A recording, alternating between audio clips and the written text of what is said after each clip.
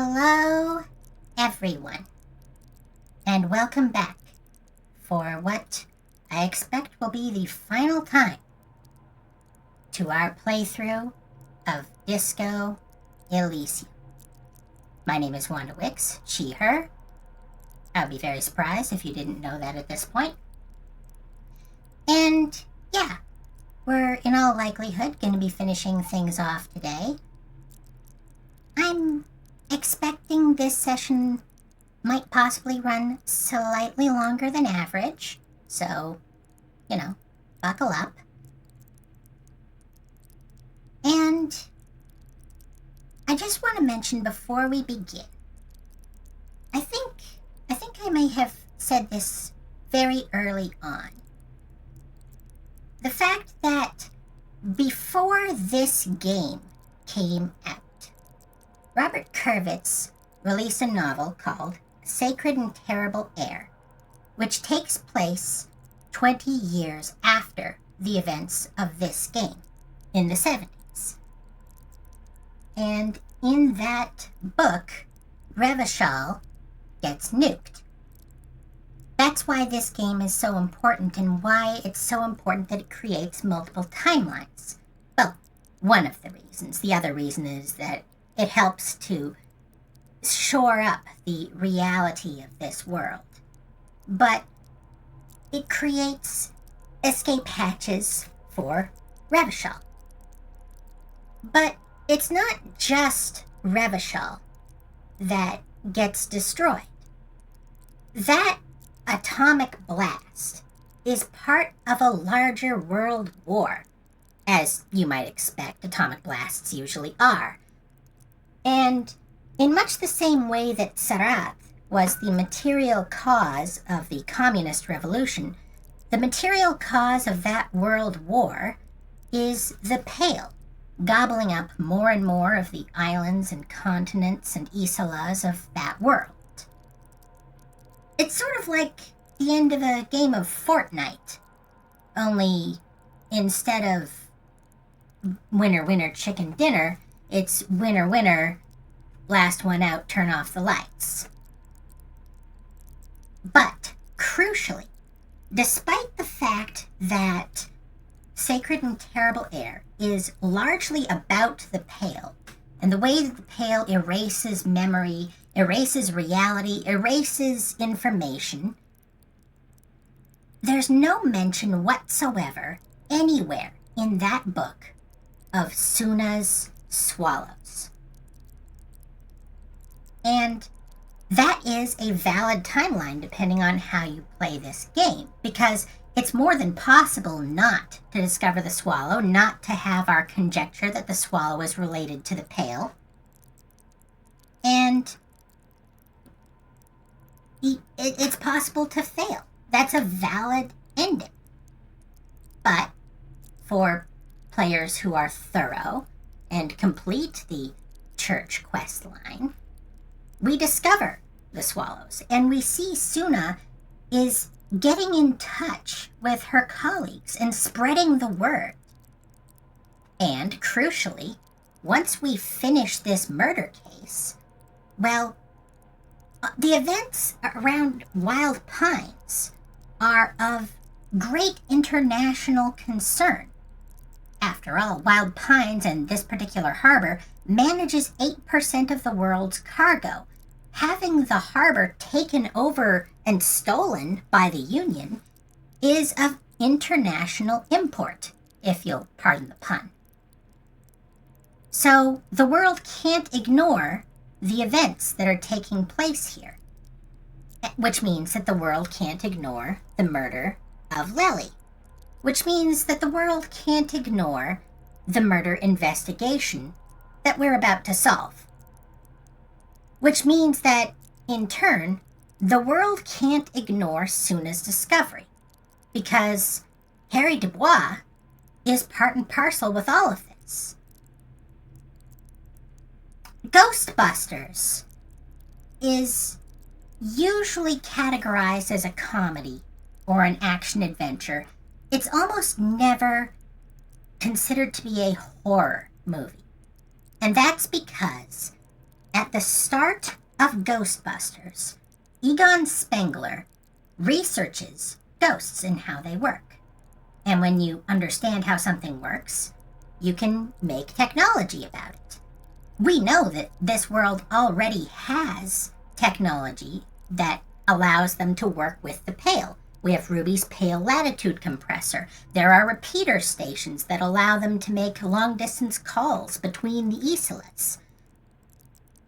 Clearly, if Suna creates a new theory and has new evidence about how the Pale works, that would allow the people of this world to make new devices, new technologies, new frameworks that will allow them to push back against the Pale, possibly even reverse its surge over their world. And when you have science in your corner, well, you're not afraid of no ghosts. Now, I haven't really safe scumped, unless you count the one time that the stream failed and I just ran through the same bit of gameplay over again. Even for saving Kim, I haven't safe scumped. But there is one red check coming up. As with all the other red checks, they're really important. I've set us up for success. And I will say that this is the one red check that I am willing to save scum for. But you may recall that we saw Shanky run away. And then later, Titus said that Shanky had stood his ground. I think it's possible that the game itself might fail. And if there is a certain variable that got flipped, there's a non-zero chance that that red check will be locked off from us, that we simply won't be able to get it no matter how much I save scum. So, before we begin actually playing, I just wanted to talk to the world spirit of Revachol for a moment. I'm not one of your citizens, but I am wearing your emblem. I'm trying to help you. Don't fuck me, okay? Anyway, that's enough prologue. Let's actually get into it, shall we?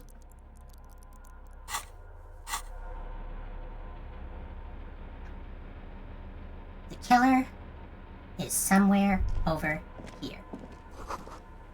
Walk slow. It might be dangerous.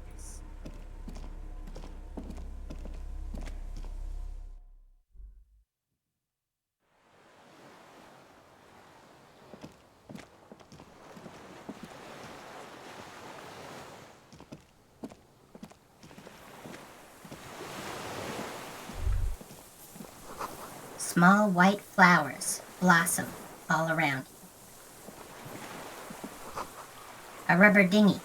It's deflated, broken.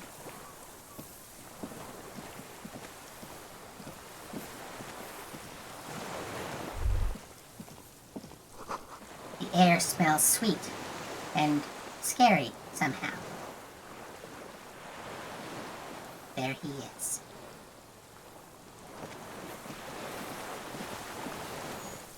An old man wearing tracksuit trousers leans on the frame stock of his rifle. He gathers a big ball of spit in his mouth. This is the deserter. Now, we haven't met this guy yet, and we didn't have the option to. Some people might argue that the point of a mystery is that you, the reader, or the player in this case, should be able to figure it out ahead of time, along with Dick Mullen. But Disco Elysium doesn't give us the option to meet this guy until now, at the very end. But I would argue we've been meeting him this whole time. You may have heard about movies or TV shows that are set in, for example, New York. Think of Sex and the City. That the city itself is the fifth character, or what have you. This entire game, we have been learning the history of Revachol, the history of its ideologies and what they mean to the people here. This is what killed Lily, a manifestation of that history. As he said when we talked to him using Inland Empire, love did him in, but it was communism that killed him. Then spits it out into the extinguished fire before him. He raises his black eyes, hooded by creased eyelids, to meet yours. Unclouded by cataracts, his eyesight is sharp. Nice gun you got there. It's not nice. It's a piece of shit. But it gets the job done. Is that a Belle McGrave? It's a 3-Angong 446. Southeast Samarin made. Exotic. Must be defunct too. No modern rifle manufacturer of that name springs to mind. Whoa! Massive gun! Kuno looks at the weapon. It was sent to us by our brothers in the Signal commune. Military aid.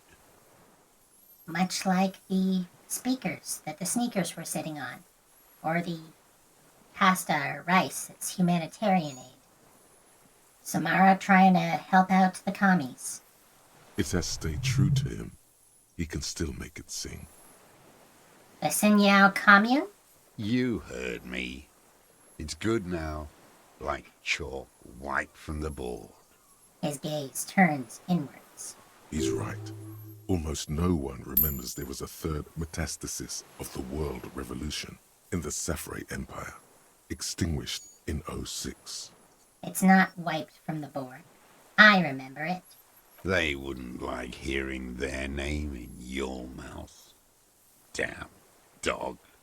The time will come to win his trust, comrade. It is not now. You need to take care of the gun first. Did you close the blast door? I did. And you opened it. How? I fueled the generator, then used the console. I should have burned that console down. He shakes his head. How did you know I was coming? Reactionary rock and roll music. Playing on the water. This is why you need to get the boombox to solve the case. They set that up so that we couldn't even talk to Klaja and Titus, get the information we needed about Ruby until after we listened to the Door Gunner Megamix. We have to have the boombox because we have to play the music on the way to the island. I told you not to play shitty rock. You didn't say that, Kuno. You weren't even on the boat. Fucking old man. Couldn't keep his rock in. Technically, this wasn't traditional rock. It was more independent melodic. That wasn't even ordinary rock. It was... You're making us look like shit. Alright, say nothing. The fascists were right about rock and roll. It is degenerate. Hip gyrating, mental illness music. In case you can't tell, this guy has a lot of bitterness in him. You've retained your eyesight. My eyesight? Yes. Helps me see all the shit. A shudder of disgust passes his right side. His left side remains motionless. Are you the fire guy? The what now? I Did you can't read- hear you. Did you recently tell 2 kids to put out their fire? 2 twins? I may have. All sorts of little rats have come sniffing around, trying to give up the position. The position sounds like a hiding place. Fire guy. Regressive bourgeoisie henchman. Can't even talk like a grown-up. Your weapon has stayed true to you. Mine has stayed true to me, too. Yes, I bet you've killed a lot of people with it. You fascist fuck. This guy is so steeped in his own ideology that he assumes anyone against him must be fascist. Even though one of the things we learn on our way into this scenario, well, we would have learned it if Kim had been with us, is that the RCM is descended from the ICM. We're essentially the last leftovers of the communist army. Although, to be fair, calling cops fascists, regardless of whether they actually are or not, is a tradition as old as policing. Have you come to make me one of them? His grip on the rifle tightens. His right eye twitches. With what? Fear? Rage? Fuck yeah, this is happening! He comments breathlessly, in awe of the potential violence implied. He's high off the fear. Like an untrained fighter, he leans forward, back hunched, ready to spring. Sir, I need you to put down that gun so we can talk further. We're with the police. You are a glorified night watchman. This is a service rifle. I can only lay it down before an enemy commander of corresponding rank. His elbows rest on the frame stock, calmly for now. But he may still get it in his hands. Looks like he knows the weapon. You don't see a magazine in the well. You don't even have a magazine. You're right. It's a good thing I got one in the chamber. Oh, wait. Yes. Worth a shot? I am an enemy commander of rank.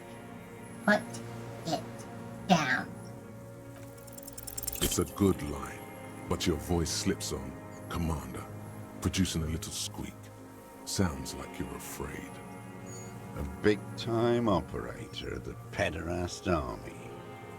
How about I keep it, huh? Hand it over to a real killer. A Briscard. No fucking way. Not on Kuno's life. With his finger pointing at the deserter through his jacket pocket, the kid turns to the old man.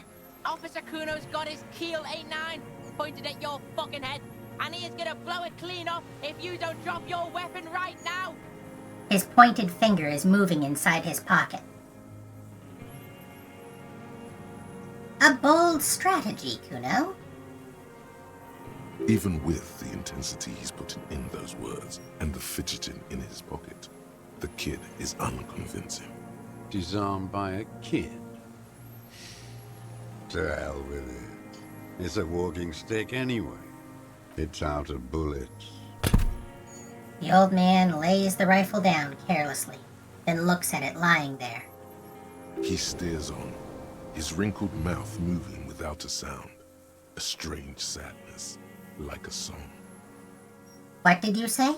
The future teaches you to be alone. The present. Let him say it. The present to be afraid and cold. The old man pulls back the hood of his plastic cape and looks up into the sky. It's blue-gray, the same color as the sea.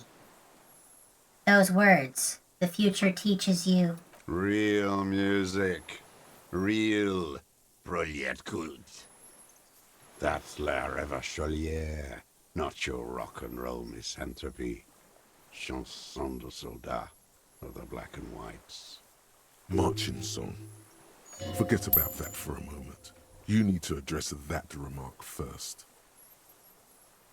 I know La Revacholière. It's the marching song of the World Revolution. There you go. One of three. His eyes remain fixed on the sky as he sighs and adds. In Grad, they sang brave children, favorites of history. And in Sinyao, it was some Samaran shit, I guess. How does it go, the song? How did it go? He looks at his gun on the ground and shakes his head slowly. Something about shooting rabbits. I don't know. I can't remember. It doesn't matter. It's gone now. He waves erratically with his hand, annoyed that he can't remember. A little tremor passes through him. Pick up the gun lying in the sand. His gaze follows your motions. The rifle feels surprisingly light in your hand. Frame stocked and patched in places with tape and wire. Still warm from his parched hands. Not the metal. The metal is ice cold. This weapon has been modified several times. Inspect it closer. The rifle's in a shabby state, like a crutch that's seen too much travel. Hieroglyphs are embossed into the forearm, made of walnut. On the butt, you see Vespertine writing, burnt into the wood. Triangong, 4.46mm, made in Sinyao. It's as he said. It's a Triangong, made in Sinyao. This guy smoked a lot of people with this, huh? No response from the old man. The plastic cape around his shoulders rustles in a small bout of wind. The rifle has been patched and modified several times. Looks like old shit. The old man does not answer. He just stares in front of him. This uses jacketed ammunition, 4.46. Mm-hmm. The old man smacks his lips. Stow the gun. The old man keeps following your motion with his gaze. His right arm twitches suddenly. Some kind of involuntary response? Something is slightly off with his motorics. This looked very much like the murder weapon. It could be used against him to get a confession. In time. Who are you? My name is Josef Lilianovich Dross, Political Commissar of the 114th Anti-Aircraft Division of the 4th Army of the Commune of Revachol. I am a deserter, a partisan, and a prisoner of war. This is my termless surrender. His eyes turn to the reeds again, dead and dull. For context, in your world, there were Japanese soldiers stationed on remote islands that continued thinking that they were part of the war long after it had ended. This guy is arguably like that. He's been hiding, convinced he's part of the communist army, and is about to retake Revachol for 50 goddamn years. Wait! Like the fucking ancient army? You're a holdover from the army of the commune of Revachol? Yes, I am from the Insulindian Citizens Militia, recruited from Jamrock in '07, trained in the École de Contrôle Arion, consigned to emergency defense duties in '08. I left my unit on the eve of the landing. When I returned here on May 14th, the commune had fallen. Still armed and ideologically trained, I wrote a criticism of myself and resumed partisan duties. 51 minus 8 equals 43. You've been on this island for 43 years? No. I've been on other islands, too. He looks into the fire. A wisp of smoke rises from somewhere between the charred logs. I was an resurrection until they turned it into a spa in '18. Then I was an E-48, a nameless sound, until the sea washed over it. Then I came back here. That was 22 years ago. Again, you've been hiding here for 43 years? 43 years and 10 months. That's steadfast. It's not how a human being should live. But I had to. I couldn't just forget. I couldn't just forget what I saw. What have you been doing all this time? Hiding, fishing, waiting. He looks across the water. Where the afternoon grows late, on Rue de Saint-Ghislain, people walk home. Street lights will soon be lit.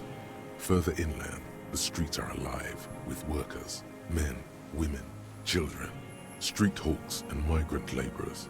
The temperature is steady. Alto cumulus clouds form above Precinct 41. Always waiting. The old man turns his eyes from the shore and back to you.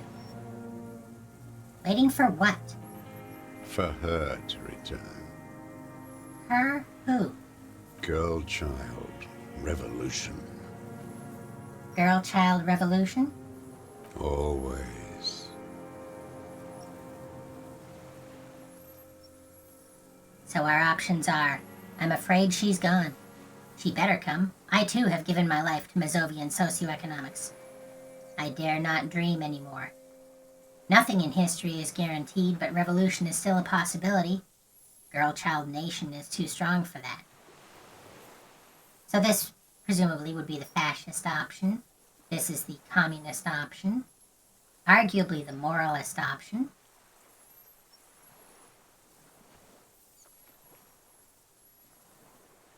I just want to point out, real quick, the parallels between the idea of communism being a little girl that the communists will birth into the world, and what we now know is at the center of Harry's trauma.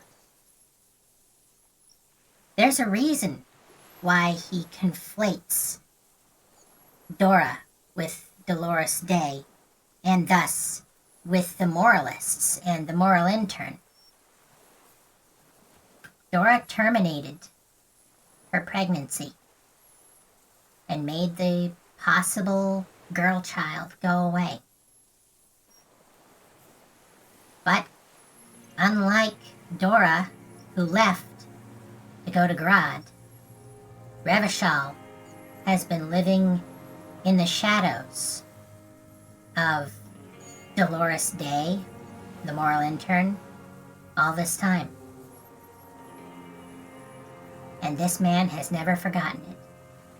Like Harry, he can't move on, regardless of how far in the past that defeat may have been. I'm afraid she's gone. The material base for an uprising has eroded. The working class has betrayed mankind and themselves. The historic opportunity for our revolution has passed. It will not come back anymore, however hard I try, whatever I do. You said you deserted your unit? I was just 16 years old, 15 when I volunteered. I had a lapse of faith. And of courage, too. 16 plus 43 is only 59. But this guy's been living hard. Lapse of faith? You could say I misunderstood the historic role of the proletariat and thought Mazovian socioeconomics were fallible. For a second, I doubted the irreducible laws of historic materialism. A second is all it took. For what? For reaction to take hold.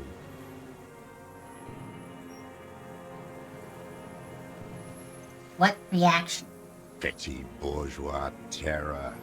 It's in all men. And when was this exactly? May the 13th, 08. 44 years ago.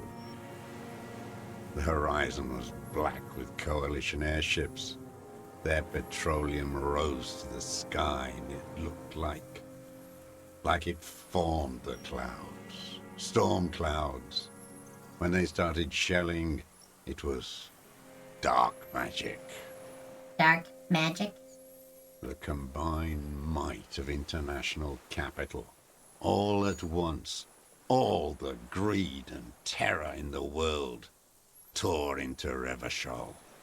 It lifted streets from the ground and turned houses into ghosts. We were in the flak tower. He gestures toward. Huddled on the floor. The artillery was 80 kilometers away in Ozon. But I knew the commune would fall. We would all be turned into ash. So I said I was going to the map room. He looks east. A terrible shame, still within him. The lobes of his ears are red with it. The shame and smallness of what he became. You didn't go to the map room. No. I climbed the chain link across the water and hid inland, in the bunkers there, like the weakest of the weak. A mouse, frightened at the ordnance all night, and the sound of the rotors in the morning, whirring. He looks at the sky. What was that? Airships. I climbed out into hell. The landing was complete. The chain was submerged. I had to swim back. The fortress was half submerged too, shattered. They'd all drowned in the lower levels, or got torn to shreds above. The anti-aircraft gun had malfunctioned. So had I. I left them without ideological direction. It was real. I'd seen it. I'd seen it in reality. Seen what? The mask of humanity fall from capital. It has to take it off to kill everyone, everything you love. All the hope and tenderness in the world. It has to take it off just for 1 second to do the deed. And then you see it, as it strangles and beats your friends to death. The sweetest, most courageous people in the world. You see the fear and power in its eyes. Then you know. What? That the bourgeois are not human. I would argue that dehumanization is the hallmark of fascism. I'm not generally given to what's called horseshoe theory, but I do think that if you dedicate yourself to violence, dedicate yourself to wiping out a different type of person from yourself, well, it might not lead you to the same place ideologically or politically, but it eventually turns you into some kind of monster. Say nothing.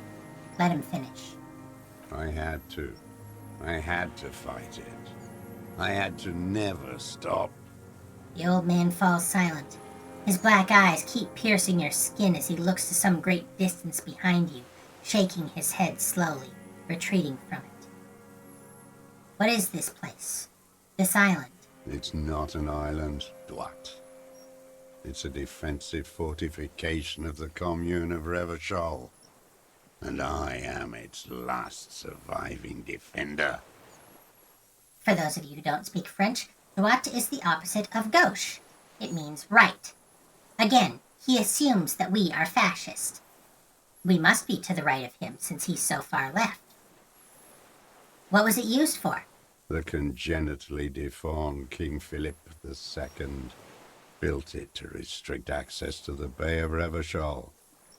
We captured it in '02, retrofitted the fort with an AA gun to defend against an airborne landing. Against the whole world. You mean the landing? Retaking of Revachol? Coalition military called it Operation Deathblow. I later found out on the radio they called it Deathblow. You're one of them. Tell me, who speaks like that? We had 50 million people on Caillou alone. Sometimes military operations are given really grotesque names. It sounds different if you're on their side, I suppose.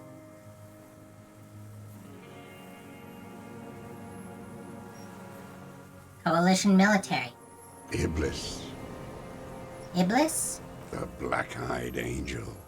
Shaitan Ahura, the Darkened One. How have you survived all this time? How does anyone survive? I steal Now hold on there. What do you steal? supplies, vegetables. I collect rainwater. It's the life of a dog, not a human being. He coughs once more, then puts his hand on his belly. How's your health? I've been throwing up blood since winter. Red, like beetroot. Been passing it in stool, too. He does seem frail. Gaunt for his age. More like 75 than 65. Trouble putting on weight could mean cancer. Kuno's dad has this shit. Wine belly. The cops can take care of this, right? Medicine shit. With, like, facilities. Yes, it may be serious. Cancer, even. The police can give you medical services. You need to be looked over. I need to die. You don't have medical facilities. You have guns. That's all they give you. Toy guns. How have you coped mentally? I haven't. I have holes in my brain. Years missing. Others filled with pain only. A decade of... His eyes roll into his skull and back. I don't even know what. Inferno? You notice that the adolescent at your side is about to say something. Kuno could do this shit. Live all alone like this. Kuno could hack it. That's probably the same youthful attitude that Dross had when he too was a teenager. You really think you're gonna be able to handle it? Good, Kuno. Be that. I saw the traitors of this city turn the lights back on. More and more each year. Ruins glittering in the dark, like a fucking merry-go-round. It's disgusting. He looks down at his shoes, his face parched from the sun and the wind. There's a wince of pain in there somewhere. How have you concealed yourself all these years? It was hard in the Thames. I didn't have partisan training. They were searching for stragglers, those bloodhounds. Floodlights on the water at night. What was it like? What was it like? There was hope. A little hope. They needed to snuff it out. Martinez and Coal City were turned to dust. But Jamrock, Forburg, even Coron, and Boogie Street, of course. Those fucking kips had Krasmasov coursing in their veins. And others too. Some cordons of Revachol was still fighting. There were cells. I tried to contact them. Soon they all went silent. The frequencies dead. How did you get between here and the mainland? At night, I used a dinghy. I only went after dark then. When I got to the city, I stayed underground. Patrols, you lot, the commons too. They'd started snitching. So in the city you move underground? From bunker to bunker. Not anymore. No one cares now. I don't even have to hide. They think I'm another antisocial vagrant. I could walk straight into that town if I wanted. He falls silent, his gaze fixed on the shacks huddled together across the water. He could walk straight into town. He could maybe find a friend, find some help. He just can't. Not in this civilization that grew up from the crater where his friends had been killed. Why don't you just walk there? I don't want to. They're all traitors. Pigs, rabbits, and dogs. Men without ideals are only animals. Again, that dehumanization. The weapons cache under St. Ghislaine 22B, in the basement. Have you been there? So you finally found it. There must have been a small squadron's worth of arms in there. Delma Graves, right? They were damaged beyond use. I know. So you've been there. Sleeping. Some nights. Ammo scrounging on others. Those McGraves were shit, even before they corroded. Some had bullets in the chamber, however. You feel the dots connecting. Little dots on the map he's walked across. Wait, how did he get down there? How did you access the building? It's locked. At least now it is. I didn't have to. Came in through the storm drains. Storm drains? There used to be a system that connected the bunkers, tunnels and such, under the church and everywhere. Most of them are gone now. Collapsed. Just bricks. All the old infrastructure has... There's a small bunker under the Fell building. Have you stayed there? The propaganda bunker. I used to, but not anymore. Propaganda bunker? They stored leaflets there. Broadcasting equipment, too. Made broadcasts, I think.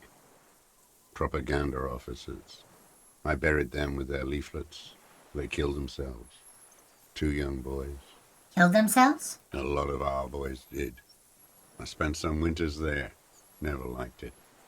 Kept thinking of them. No need to go underground anymore. It's better in the ruins, on the ground. Tell me another thing. The old man looks across the water, at the city, the ruins, the motorways rising above it. You said this is your termless surrender? You're with the RCM, the coalition-appointed mob that enforces bourgeois morals in Revachol. So we can say, I'm not coalition appointed. I just try to help people. That's right, I'm with the good guys. We enforce the law. We keep these animals from killing each other. I know what it looks like, but I have a secret plan to turn the RCM into a Mazovian revolutionary unit. I'm with the RCM. Let's leave it at that. I'm not going to engage this guy in politics. Let's. You represent the Moralist International, the enemies of humanity who took this city. I represent their adversary, le Parti Communiste dans le Monde. Take me to them as a prisoner of war. I have relinquished my weapon. I can no longer serve. No superiors can relieve me of my duty. You bulldoze them all to a mass grave for trying to free humanity. His hand shakes as he breaks into a coughing fit. Well, as Gaston said, the party never officially surrendered. As far as this man is concerned, the war is still going on. He doesn't think that he is a murderer who is being arrested by the police. He thinks he's an enemy soldier being captured as a prisoner of war, regardless of the fact that no one else would agree with that framing. A spray of blood from his mouth on the black charcoal in the fire pit. Rene, the royalist on the coast, said, You never signed the Revacholian Instrument of Surrender. Liberal reactionaries signed that instrument. Traitors who should have been burned alive. I answer to the Communist Party. Is that why you've been here for 43 years? Because the party didn't surrender? He just wipes the blood from his chin. Understood. I don't think you did. You live in a delusion. Radio shows, speed racing, and sporting goods. It's not real. So you're a communist soldier from the Communist Army? No, I am not a soldier. I am an ideological officer. I belong to the party, not the army. But you said you were trained and assigned to the Defense Corps. Trained in historical materialism, then assigned as a political commissar by the party. These things used to mean something. Wait, what does a political commissar do? The old man does not answer. He tilts his silver head and looks at the reeds. You see a small tremor pass through his legs. My pig asked you a question. Quit spazzing out and tell him about the... The kid doesn't get to finish the sentence. Scientific communism. A commissaire politique is a knight philosopher of the revolution. A future human. Awakened from shutdown by the promise of ideology, he was like a cleric, a shepherd. So you were like a priest? No. The opposite of that. A future human, not a human of the past. He thinks of communism as looking to the future, and religion as looking to the past. But either way, whether you're the black pieces or the white pieces, he would have been a bishop. That means you're a trained communist, right? He nods slowly, then another tremor.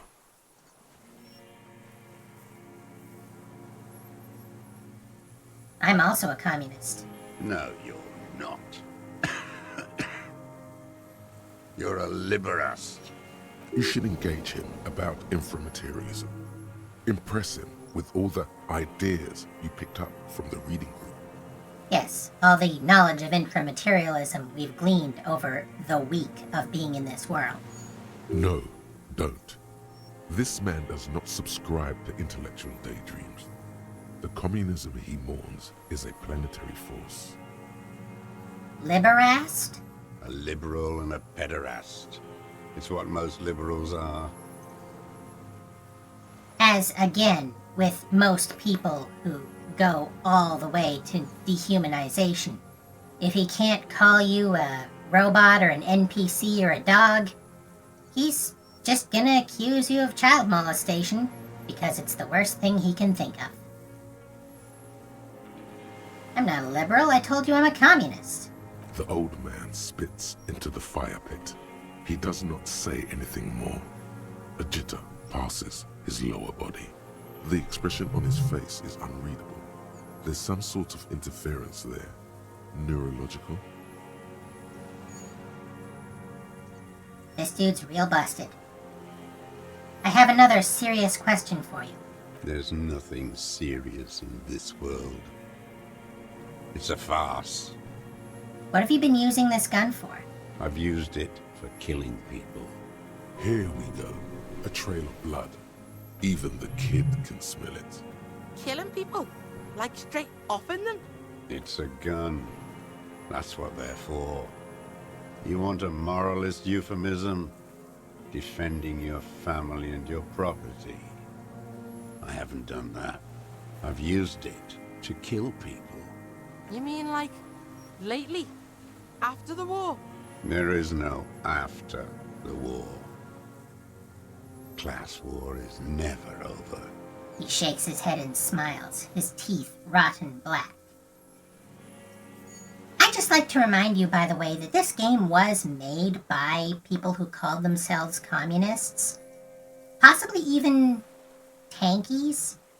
And this guy is the epitome of what you might call a tanky. It takes a great deal of self-criticism to put this, the darkest part of what you're afraid your beliefs might turn you into, as the main villain of your game. So he's continued killing after hostilities ended. Okay. This is it. You can feel it, like battery acid on the tip of your tongue. Something you haven't felt in a while. But But what? this is what you live for. This is the shit. The great serotonin jackpot. The solution. Going straight. No euphemisms. He doesn't like those. No. Be careful now. Slow and steady does it. Make him repeat it first.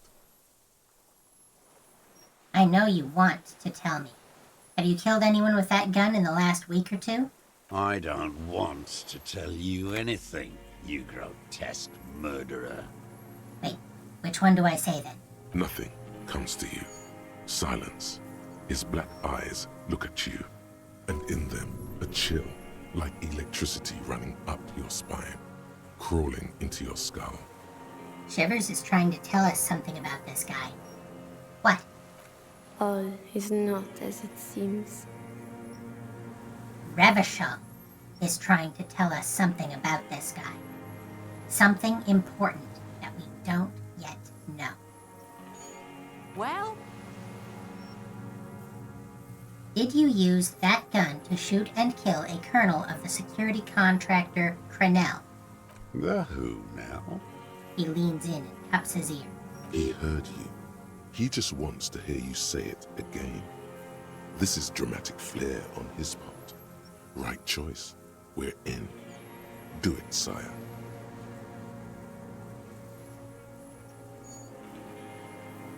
Let's flatter him. The fascist death squad who took a bullet in the mouth on the night of March 4th. Oh, yes. That one. Ugly piece of work, that boy. did you kill him? Fucking tell this cop. I am a son of a welder and an officer of the commune of Revachol. I do not collaborate with murderers and pederasts of the liberal regime. A drop of blood in the saliva. Exhaust him with proof. Pile it all on him. Get a confession. The gun. The murder weapon is the perfect opener. The scent of blood in the air. But what else? There was something you can't remember. Something about the tracks. Suddenly, all those tracks are so confusing. Go with something else first.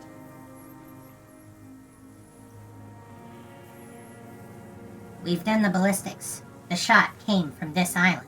I saw you poking around there, looking for evidence. You're damn diligent when it comes to dead fascies. Did you like the view? He's practically admitting to it. Practically, but not actually yet. We need him to say the words. Just one thing remains unclear. The rifle does not seem to have a scope. The view was perfect. With a pair of binoculars, I could have seen in the room. Because it's a sniper's nest, you stupid fuck. Radio Gosh is right. You have worms in your brain. Another sudden twitch, then one more. One in his right eye. Come on, what am I forgetting? Hit yourself on the side of your head. Wait, here it comes. The goddamn Maybells. The dried Maybells on Clausia's roof. Oh, yes. There were Maybells in the grass when you got here. They're revolutionary symbols from the war. Nowhere else, nowhere in all of Martinaise have you seen them this spring. Wait, don't forget the footprints. The diagonal prints in the dust in the secret space behind Clausia's bedroom. Now they're gonna come up. Of course. Thank you, Head. Thank you. You got it. Remember, the boot prints were like no modern soul. There were Maybells behind the victim's window. Show him the dried flower. Damn Maybells. The whole island is turning white with them. So many this year, too. The spring is coming. No, it's already here. Wash the filth away. I haven't seen these flowers anywhere else in Martinaise. Only here. They blossom on the islets before. We fertilize them with our blood. Resurrection was snow white in May, before they ruined it. South, the Bay of Martinaise is dotted with little freckles or islets, turning green, with white flowers in white snow. The coast, too, before they piled their containers on top of it, filled with broken, useless trash for fat-fingered bourgeois children to play with. Bet you've been sneaking around a lot. Hidden. Know any secret paths? Kuno knows paths. I may. A curious tremor passes his face. A young woman called Clasha. Ring any bells? These dried flowers were behind her window. Classier. He knows her, but hadn't heard the name. Yes, Clasha. You hadn't heard her name, had you? My ears don't reach the city. You know her, right? She had intimate relations with the victim, the mercenary. With the victim? He turns his sight from the whitening field of flowers and falls silent. Then the muscles in his jaw twitch, a spasm. There is a small tremble. Looks like a smile. A crooked smile. Yet isn't quite voluntary. He's about to burst. I wonder what brand of boots you're wearing. Everything is brands with you individualists. Who cares what brand my shoes are? Sansa? Some shit. He looks at his running shoes covered in mud. Show me the soles of your shoes, please. Fucking imbecile. The old man stretches out his leg. A black and white spiral pattern covers the sole of the worn-out running shoes on his feet. The maker is Sensorique. The model is Cordobe, and the size is 43. These are not the unusual horizontal pattern soles you saw in the dust on the floor of the hidden room. They do, however, seem to be about the same size. Wait, maybe it's simpler than that. Sire, he doesn't have to be wearing them right now. People change shoes. It doesn't mean you weren't there, near the room the victim died in, sneaking around. Racking those brains, are you? Desperate to report something back to your masters? They must have really loved that dead fuck. He squints at you, black pearls gleaming with hatred. And to be fair, he has a point. There have been deaths in Martinez before, and he's claimed, at least, to have killed multiple people. But it wasn't until now that the RCM showed up, because Lely was politically important. The kid gives you a quick sideways glance and nods to acknowledge. The prints were his. You can see it in those eyes. He can't keep them from flickering, looking for something. The old man stares at his own prints in the ash around the fire. Silent suddenly, some strange process within him. A gush of wind. Seagulls in the distance. You've almost got him. Just the last little push. I didn't need your cooperation. I've got this. Show him the gun that we just confiscated from him. Got nothing to say about that boomstick, huh? You joking? That's the stick that did it? Yes, it's a real gun. Not like your little musketeer pistols. I've seen you prance around with those, jumping hoops for the liberals. You look like imbeciles. Why don't you ask them to give you real weapons? Going against automatic rifles with these toy guns. Of course you got those boys killed. Damn, he saw you. He's watched it happen. And, it should be noted, he had an angle on that fight the whole time. He could have helped. He could have shot us. He chose to watch. He would have a good view of the tribunal from here. It's not just empty boasting. We saved a lot of them. Their leader, Titus. We handled that situation. You know, as much as it could be handled. You didn't handle anything. I watched it happen. You let those murderers rip right into them. Got most of them killed. Even the fat one. To be fair, I maintain that is a glitch in the game. None of those people mean anything to you. The vultures feed on this city, and you prepare the meal for them. You're getting diverted. Push the gun. Only the gun matters. Stop squirming. I have the murder weapon. You let them all die. Pranced around. Let your little friend be shot too. I didn't get a good look at that. Tell me, did he bleed out?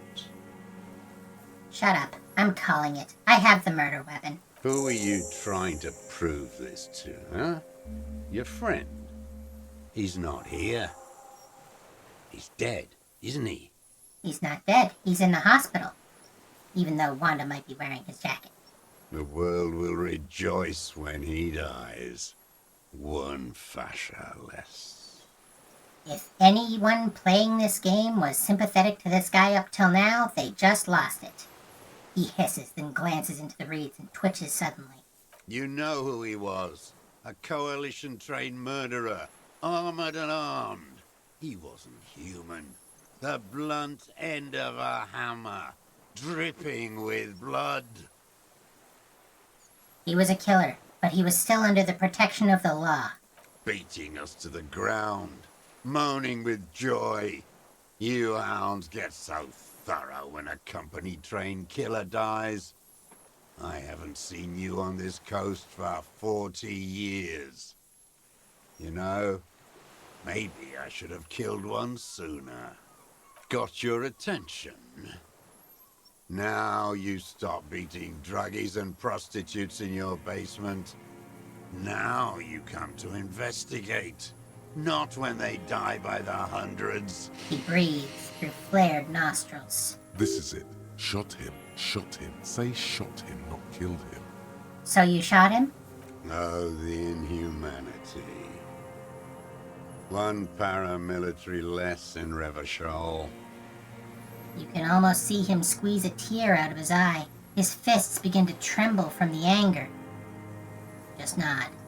I had them in my sights. Both of them. Him and the whore.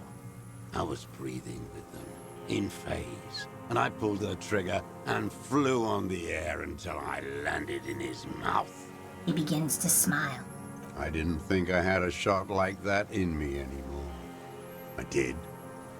I saw him kneel there with his mouth full of death, and that stupid look on his face. And his dick still in her. Then what? Nothing. I went to sleep. Next morning there were Maybells everywhere. The world was white, or what's left of it anyway. My last spring here. I knew the fascists would come to avenge their own. In a way, killing Lely was also him giving up. He wanted this final confrontation. He's probably disappointed that it took so long for us to get here. And so they did. Fucking hell.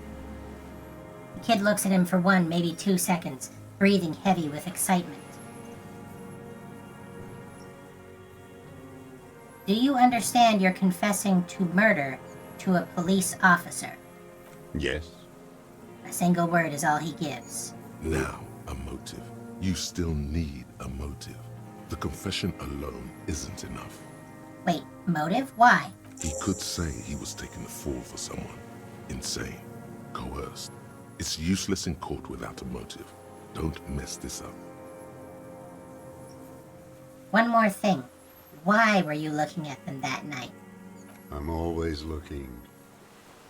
He cocks his head to the side, then turns his eyes to the city. Another tremor passes his right side, lower in intensity. You always creeping on people through your scope like that? The kid squints his eyes. A rifle scope has the best magnification. Helps him see all the shit. And if you don't like what you see, Click. If it's part of the shit you see, then you pull the trigger. Yes. Think of it as a form of critique. He will not stop now. These dialectical materialist types never do. Exploit it. keep in mind things like the art cop, where it says specifically, hands shake from anger at how shit it all is. We have a lot of similar thoughts in our head. Anger at the imperfection of the world, the way that things aren't the way they should be, makes you want to take action. You got him going. Connect every little piece now. Wrap this up like a gift. What specifically did you not like about what you saw the night of the murder? Them. Fucking. I didn't like that. You were jealous? Jealousy is a reactionary concept. I didn't like the Reaver enjoying himself. Drugged out, soothed in the arms of a young woman. I wanted him to die so he could not enjoy life anymore.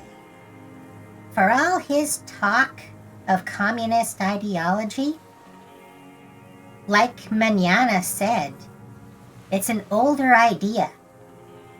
I want something. I don't want you to have it. I'm angry. That's all. Everything else is justification. For him to stop reacting to stimuli, to be broken off from the world, cordoned into darkness. And I wanted to see his head explode. That too. She should know better than to hold a child murderer between her thighs. I knew he'd be there for one more second, writhing.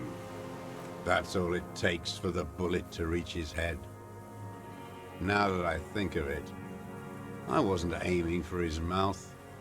I wanted his brains to spill out on her. But you can't have everything. If he had hit anywhere other than in the roof of Lely's mouth, that cover-up with the hanging would have been impossible, and events would have gone down very differently. The caliber of bullet he used does not do that kind of damage. Especially not after it travels a kilometer and then passes through a pane of glass. How long had you been watching her? Since she came to Martinez. I saw her sneaking in the reeds early in the morning, behind the Fell building. It was dark, still winter. She didn't have her skimpy outfit on then, just a spot in the night, moving. What was she doing there? Hiding something in the water. She had a fag after she'd done it. I was up in the ruins there. She couldn't see me, but I could see her, smoking. She was nervous, but not scared. What do you think she hid there? Her passport and tickets to Villiers. And from there to Cachet Brut. In the free state of Seminine, hidden away at the edge of the earth, near the Pale. This is the hidden boy she told us about. You looked into it? After she was gone. Did you keep the materials? When I found the submersible, it was empty. No. Why would I do that? I didn't need tickets to Villiers. I'd put them back. If I wanted to extort someone, I'd do better. This implies that he's thought about extorting her. Also, a little inconsistency here. He was surprised to hear her name Clausia before. Would he not have seen it on the documents? You saw her name on the passport, but before when I said her name is Claudia, you didn't seem to recognize it. To be fair, she told us her name was Katarzyna Elasia. It didn't say Clausia in there. What did it say her name was in the passport? It was something. I don't remember. It was dark that morning. I only remember her face on the photo.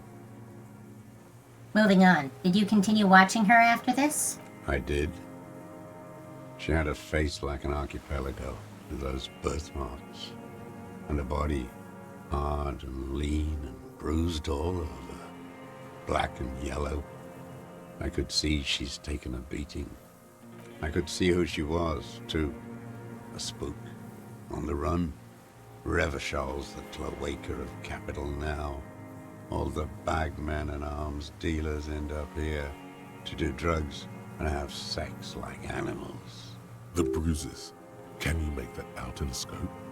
And the fact that she was a spook? How did he come to that?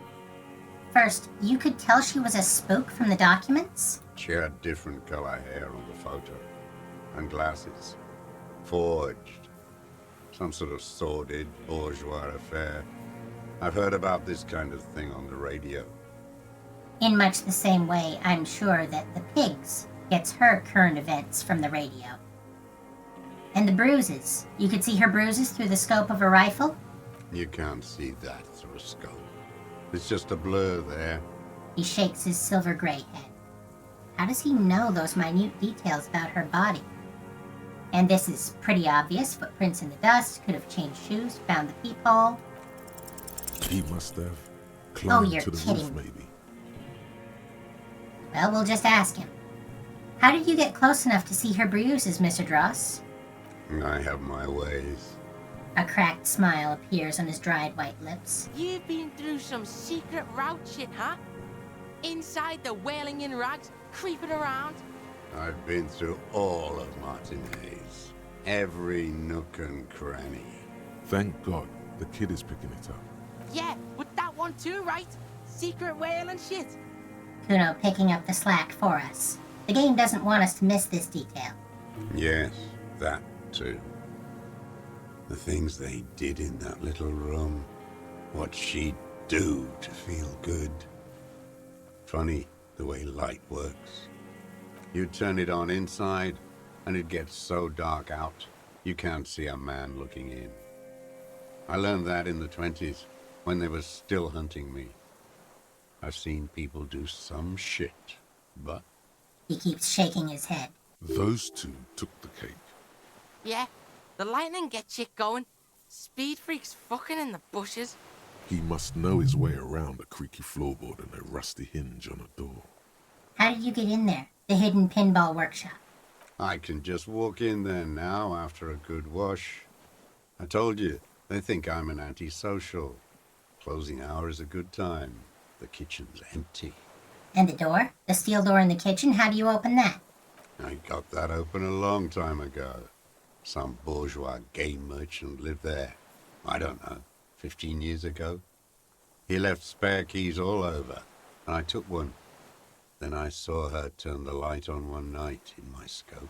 He points toward the whirling in rags. Andy found use for it. A spare key, like the one hanging behind the Union Box window. Did you have feelings for that woman? There's nothing to hold on to. Only this. It's not enough.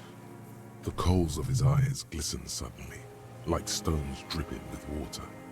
Is he crying? Consider, he was recruited when he was 16 and has been hiding ever since. There's no way this guy has ever been in a real romantic relationship.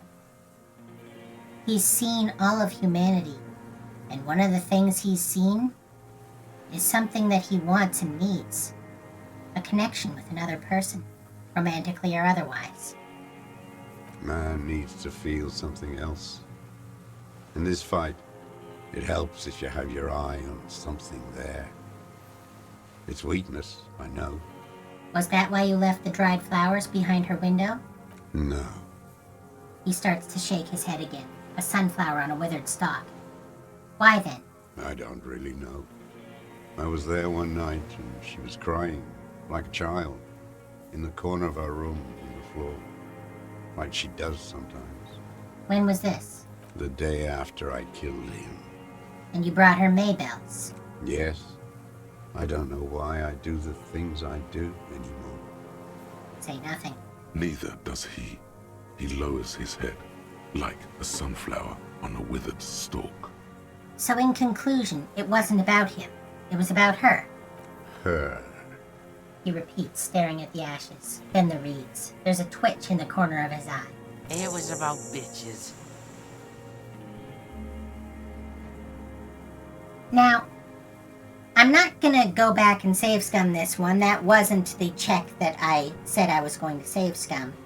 But I would like to mention that if we had gotten that check, he would have confessed to making the peephole, specifically with a clip-point knife. And the mailbox immediately outside the Whirling in Rags, you may recall, covered in graffiti saying all different kinds of things. But if you look past it all, there's more graffiti scratched into the metal with the point of a knife. And it says, Revachol forever. He was definitely there. Where is she, that Clasier? I haven't seen her there for days. She got away, but she let us here first. She figured out someone was watching her from the seafort. Gone. I knew it. She kept staring into the scope this last week, at the island, like she knew. He sighs. She'd look At night, crying or smoking on the roof, staring right into me. It doesn't matter. Midtown, across the Bay of Revachol, snow falls on 40-story towers. Above them, Lausanne Central Aerodrome, a cocoon suspended in the snowy sky by a web of suspension wiring, encircled by hybrid aircraft. Look north. On the platform, a young woman is withdrawing from amphetamines, barbiturates, and alcohol. Yet still she smiles among the crowd, among the great ghosts of the city she's leaving, for another, far south. Klaja is a survivor. Smaller, distant, hidden, not like the great chandelier she sees sparkle in the night below her. Streetlights, towers, tenements, and water, and across it, a dark strip of ruins, barely visible, if she didn't squint her eyes. He knew she knows. She was looking at the island, figuring it out, day by day, cigarette by cigarette. We can totally get more out of him. He's squealing. Who knows what he's seen and done over the years? Oh, there's more. Enough. Take him in. Bend his arms behind his back and end this. Been looking at anything else you haven't liked? A tragic comedy. Druggies, prostitutes, and rentiers. A strange little engine seems to fire up in him again. It straightens his back. The familiar put-put-put of hatred. More specifically? Specifically, the whole city is a charnel house. Stripped clean and draped in neon. But Martinez is the worst. How come? Because of the racists.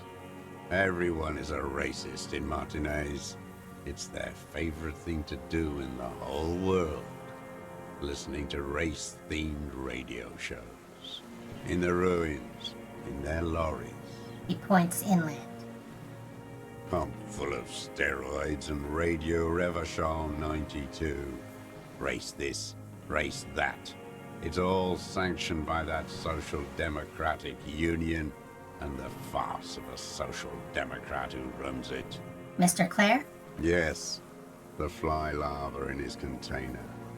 He let some nihilistic advertising yuppies erect a statue of Philippe III, a syphilitic murderer, on the town square, to spit on the working class.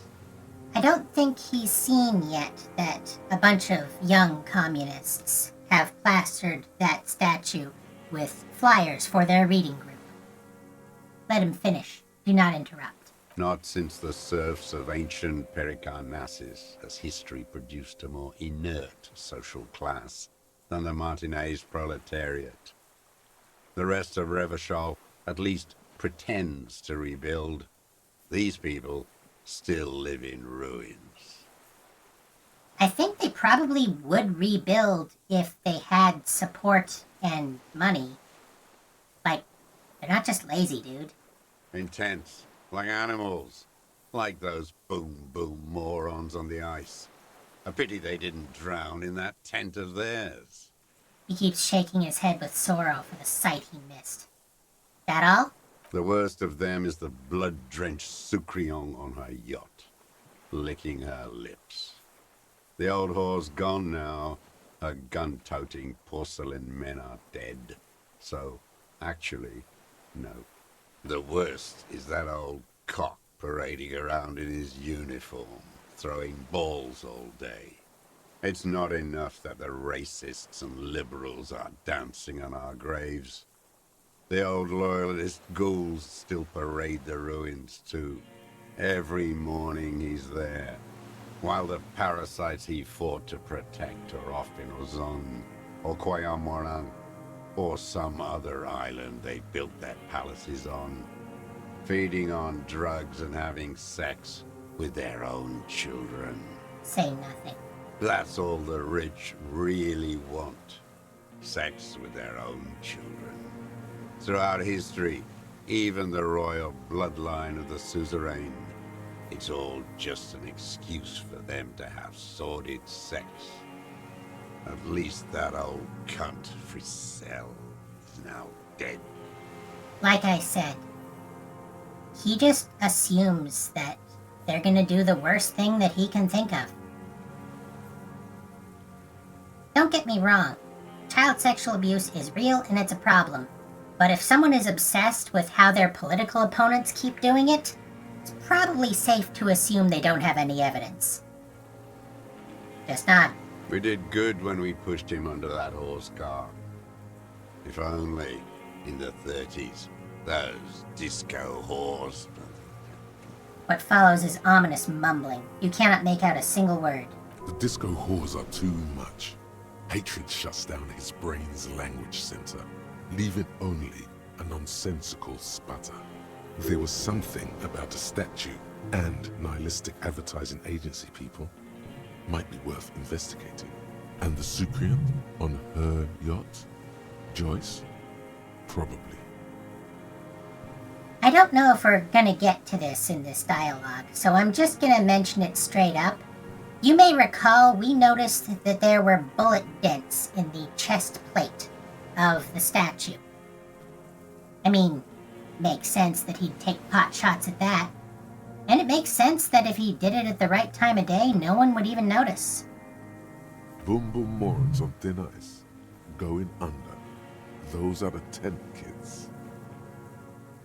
You mentioned the Union is social democratic, and Mr. Clare a farce of a social democrat? Another hideous disappointment. Unions are the real enemy. The true enemy of the proletariat. Placating the masses. Disappointment. So personal. He displays a familiarity with the Union's top brass. This is a big thing. Who's a disappointment? Everett Clare? That deformed toad? I wouldn't expect him to wipe his own ass. I mean, the brains of the operation. The smart one. Edgar. You mean Edgar, Everett's brother? You may recall, we noticed in his profile picture the lazy eye, and the implication from Joyce that means that while we thought we were talking to Everett, it was actually Edgar. You mean Edgar, Everett's brother? He talks a big game about uprising and social base. They must have sent the smart one to some university in Le Jardin, where it's alienation this and hegemony that. You've talked to Edgar? First against the wall with him. He stopped poking at the ash now, just shakes his head. The Clears know everything about Martinez. Of course they know him too. Maybe they asked him to. Have you approached them? I haven't approached anyone. I've hid. It was Edgar who came to me. How did he know you were here? He didn't just stumble in like an oaf. He figured it out. Some kids told him about a monster on the island. I told you, he has brains. He points to the path leading to the tower. Stepped right off the boat and walked down where you came. I even kept the door open for him. Thought he was a man of the left, wouldn't rat me out. I was right about one of those things. When was this? 20 years ago. Neither of them could walk now, could they? They were less fat then. That's around the time the Clears came to power. What did you talk about? Edgar did the talking. Paid his respects like I were a fossil in a uniform. Offered platitudes about the struggle. Flaunted his pink degree. Even quoted Marzoff. Never trust a social democrat who quotes Marzoff. Oh, and charity too. They love their charity. Offered me blankets and social housing. I still have the gas cooker he brought. And he let you be here? Let me be here. The ZOC is an unlawful successor of the Commune of Revachol. We took this fortification from the Loyalists. Even the Clares understand this. They let him be here. Understanding was a courtesy. But why such a courtesy? Mr. Dross, did you kill the Crenel mercenary for the Clares to incite a riot? You know why I killed that fucker, Dwat. As to Edgar, I'm not doing anything for that swine again. Again? What have you done for him before? Tried teaching him some Marzovian socioeconomics. They didn't stick. We parted ways. Okay, he didn't do the hang the man for them, but he's insinuating something. There is more here. You can feel it. He was not outright lying, but almost. I really don't want to get snake eyes again. So we talked to Everard about the previous forewoman. And we also talked to Joyce about her. You may recall that before the Clares took over the Union and began doing their switcheroo, taking turns being in charge, there's a woman named Holly who didn't show up for the election. The connection comes to you like a splash of cold water. Dark, cold water. 20 years ago when you met Edgar, the Clares didn't run the Union yet, did they? Hey. He acknowledges it. Here we go. A twist behind the dark bend.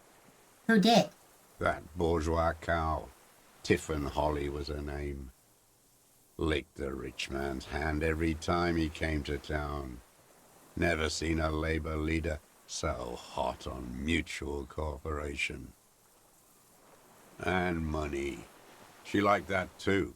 That Holly was a real bridge builder and a deal maker.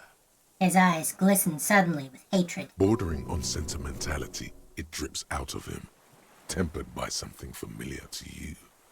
A familiar rage. And then she just disappeared. Called in, they say. On the eve of battle. Ran away. Vanished like a piss stain. He squints and smiles at the black logs. No, that's not quite it, is it? But did she? They say it was her daughter who called in for her. That wasn't her daughter, was it? No, I guess it was not. You could swear you see the embers glow again under his eyes on the dust. Edgar had someone make the call. Why is that, Mr. Dross? She couldn't make the call herself. Here it is, the bend in the river. Why? Because she was dead. Just say nothing. The cow caught a bullet in her right lung. Fell into the canal grasping her tit and drowned. Or bled? Hard to say. It was a sloppy job. And a moving target. She was going home. Waddling. Dressed in yellow. Drunk like she often was. The ruins were black around her, and she had a yellow leather bag under her arm. She tried to cross the canal. Right where we crashed the butter sign. Heading home to Grand Couronne or Betancourt, someplace like that, where they build those new bâtiments for the people who flourish in the hell around her. And the ruins. You shot her. Someone shot her. Or maybe the cow just fell. My memory is full of holes. All I know is... Another big spike of rage. Different from the one he has for her. Nothing changed. Not in the material base. Not in the hegemony. There was no uprising. Just words. The Union fizzled. Sogged. Nothing came of it. Nothing. Slippery fuck didn't keep his word. The kid's been listening, mouth agape. Now that sounds like you want me to testify in your charade of law. My days are numbered. Let them rot away in a moral intern cell. I've said all I will. But you did do it. I saw it happen, and I liked it. That's all I have to say. I didn't live and fight for 40 years to end up as a collaborationist. I've heard it on Channel 8, 40 AM, Radio Revachol, late night. He doesn't even have his own consistency. He knows he did it. I mean, he described her falling down. He must have been watching through a scope. I mean, what are you going to claim? That you happened to be watching her through the scope of your rifle as someone else shot her? No. This guy did it. Everyone is a blobber in this world. Everyone betrays everyone. They're all already locked up for betrayal. The best ones, the ones with heart, were slaughtered, trampled. He looks to the city. I could ask him to elaborate on all of these things, but honestly, we're already an hour and a half into this stream, and we already know what he's going to say about this stuff. Quite simply, he hates everyone. I'm glad we talked about this. Now... Glad? It's all gone. He stares into the dust at his feet, gray and dirty spring grass all around. Assess his body language. What strikes you about this gaunt man is not the stomach pain, or the cough, or the malnutrition. For a man who's spent 44 years hidden in the urban wild, He is surprisingly okay. indeed, he speaks fluidly. His movements are rapid, if erratic. His voice, despite the cough, is there. It is capable of expressing complicated ideas. Above all, he seems animated. Animated? By what? It's a mystery. This animation comes at a cost too. Erratic hand gestures, thought processes cut off like threads, as he just stares at the logs or the reeds. He also suffers mood swings, bubbling to the surface, unconstrained by his nervous system. Dementia? You've seen demented people before. This feels similar, yet different. When his thoughts move, they are lucid, keen even, not senile. Mr. Drouse, are you okay? How's your memory? No, I'm not okay. I shit blood, and I'm surrounded by insane people. He waves his hand, chasing something that's not there. There are a lot of insane people who think of themselves as the last sane man. But sanity is relative. It determines whether or not you can survive in society. Regardless of whether or not his beliefs are correct, he is insane because he can't live in this world. There it is again, erratic hand motions, bouts of rage, and the stomach thing too, of course. Alright, we're not going to go back and ask about all of his enemies. Josef Lilianovich Dross, you're under arrest for the murder of Ellis Kortenar. What? The old man's But eyes you said I filled would with... be taken to the... Sorry? The old man's eyes fill with sudden, unexpected terror at the words. The wind picks up. The silence on the water is broken all around you. Little shivers of waves appear. This bit is probably muscle memory to us. Your wayfarer rights have been suspended. Information provided to the officer on the scene will be used against you by the prosecution. He looks around, confused. You will be provided legal counsel within 1 week and must face court in 44 days. Do you understand? Kuno has heard people being read their rights before. At least on the radio, if not in person. Do you understand, sir? No, I don't want to. I have to stay here. He looks at the reeds, eyes full of terror. He's sweating. Beads are forming on his forehead. Logic error. Something is wrong. We don't need your permission. We do need to talk about that boat, though. How are we gonna take him? Perception hearing. Wait. And we get a bonus because we've been listening for the Col de Mama d'Aqua. Listen. There it is again, to your north, as it has been since you came to the coast. The reeds whisper, stalks rubbing against each other. But then, in the middle of it, What? something completely different.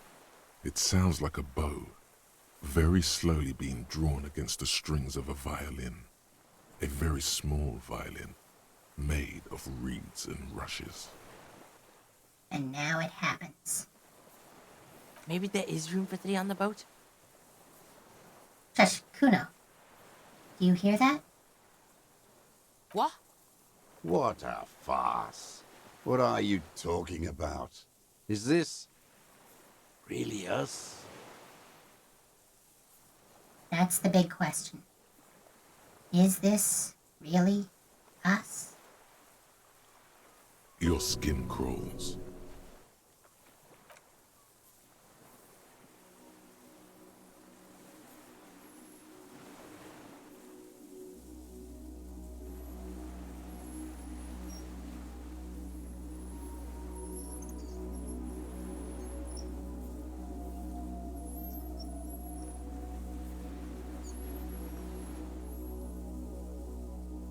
A delicate tangle of arms and legs unfolds from the reeds, limb by limb, to then just stand there, moving its scythe-like arms in ghostly silence. Blink.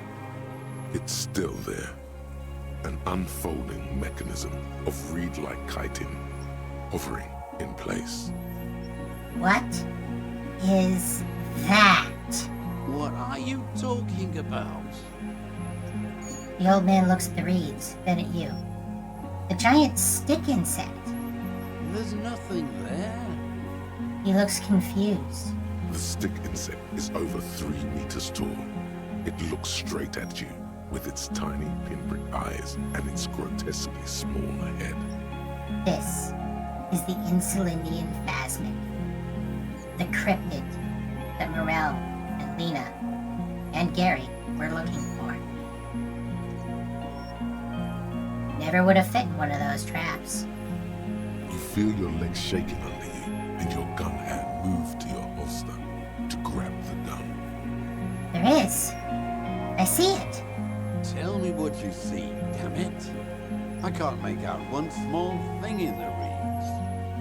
And yet we know his eyes are clear. Kuno, can you see it? Yeah, I can fucking see it. If he can see it too, then you're not totally insane. But that would mean it's really there, spinning slowly, in absolute silence, its limbs long and slender. Be very careful. The kid whispers, then takes a step towards the giant arthropod. As I said, there's one thing that I'm willing to save, Scum, and this is it. I know it just auto-saved, but I'm doing a manual one. And we're gonna suit up.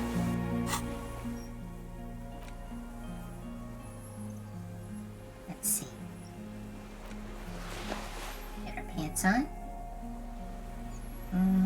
These.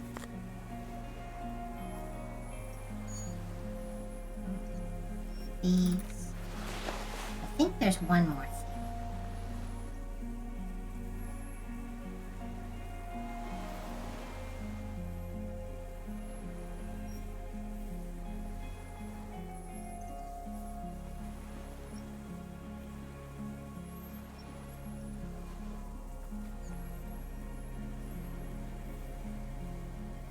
There it is.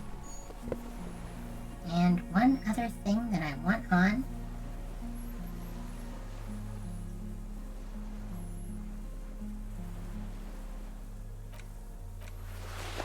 There you are, my friend.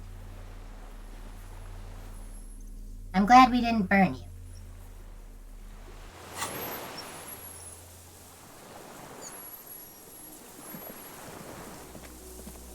The creature stands on long stilt-like legs, antennae hanging from its head like a woman's hair, white and curled at the tips.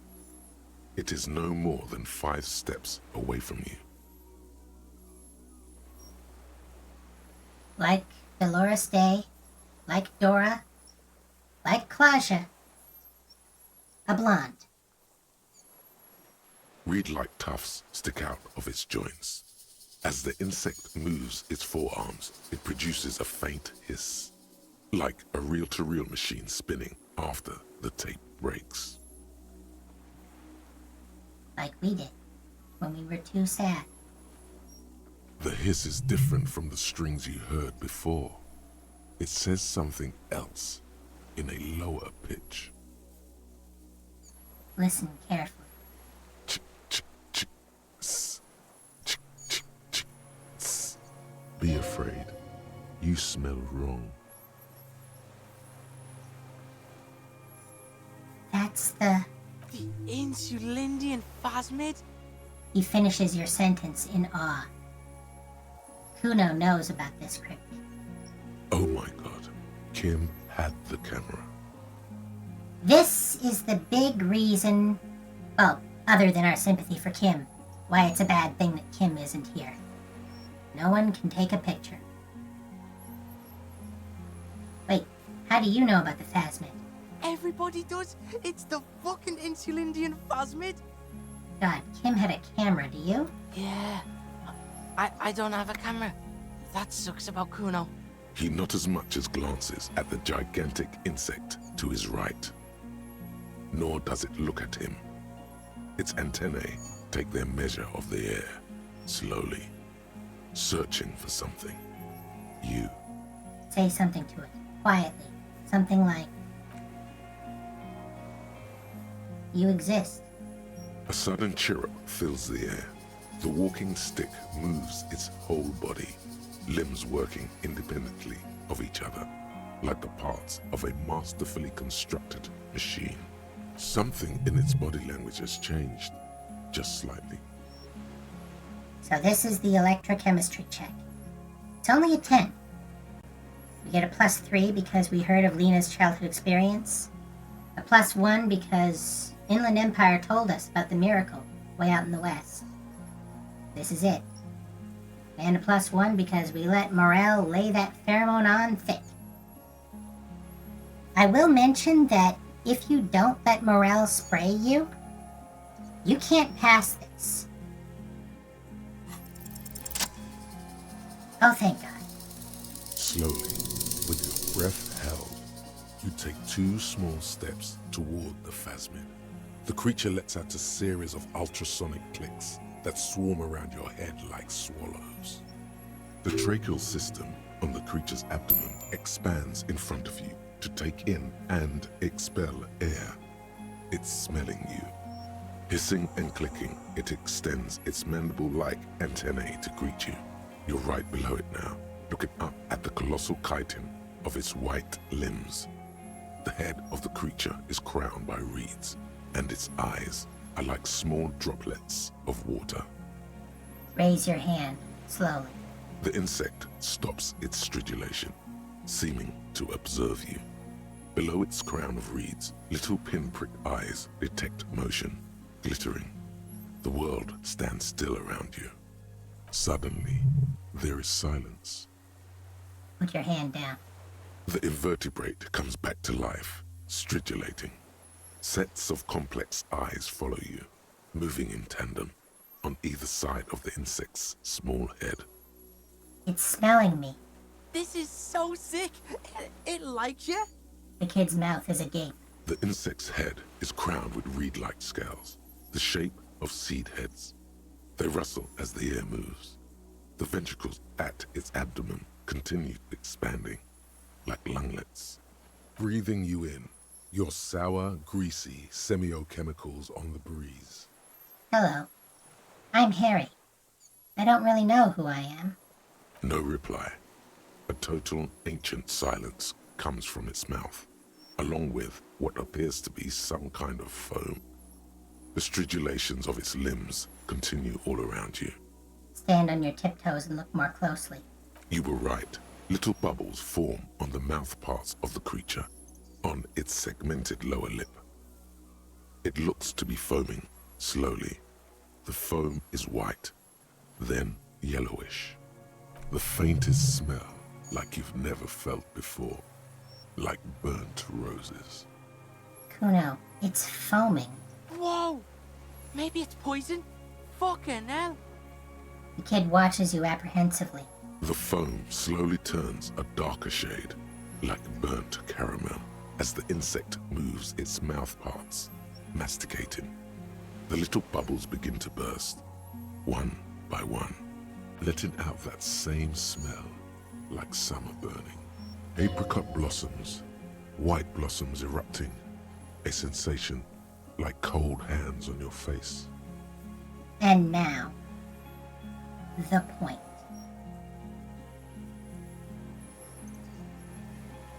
I've said that this game is all about reflections. All about different kinds of mirrors. And as I've pointed out, these skills are arranged like panels of mirrors on a disco ball. There's a lot that's unique about this game. But Harry's amnesia is not unique. Amnesiac protagonists are, quite frankly, a dime a dozen. What is unique, and the main way that this game has captured people's attention and their imagination, is the way that he's segmented his mind into at least 24 different skills. Why? Why do that? This is why. 3 of these skills are canonically supranatural. Esprit de Corps, Shivers, and Inland Empire. Esprit de Corps, we haven't really focused on. If we had, you might have noticed throughout this game that there were side scenes. Esprit de Corps would tell us about things that other members of the RCM are doing. I didn't go down that route. If you play this game for yourself, I recommend it. It's very interesting. Shivers. Well, Shivers has been talking to us this whole time. That's the voice of Revachol. Now, how do you convince someone that you have psychic powers? Well, you have to predict information that you couldn't have known otherwise, and then verify it. Shivers has done that, not only from telling us about what's in the north, what's in the west, what's in the east, not only by telling us about the Franco-Nigerian cavalry boots in the box of fish or the parka in the concrete pipe, but you can't finish the game without making the Shivers check to tell you that Ruby is under the Feld building. An extremely improbable event that you find out is true. Shivers, as separated out from the rest of Harry's mind, tells him something he could not have otherwise known, and then Harry confirms it. So Shivers proves itself. And that means that when Harry talked to the spirit of Revachol passed out on the floor of the church, that was possibly real. The Revachol world spirit speaking to him and through him, and, in a not insignificant way, to us. Remember that first big Shivers check on the plaza. When we looked towards Jamrock, we asked, where the hood, where the hood, where the hood at? And Shivers, in the voice of Revachol, responded with the DMX lyric. A lyric that Revachol could not have otherwise known. It's talking to us, and it says, yeah, I know which universe is playing this game. Because Shivers proved itself independently, Harry knows that the world spirit of Revachol is real, and it loves him, it wants to protect him, and it hopes that he can protect it in return. And now we come to Inland Empire. Inland Empire, as the name suggests, has no ports to the outside. It is purely within Harry's mind. Esprit de Corps connects him to the RCM, Shivers connects him to Revachol, but Inland Empire connects him to himself.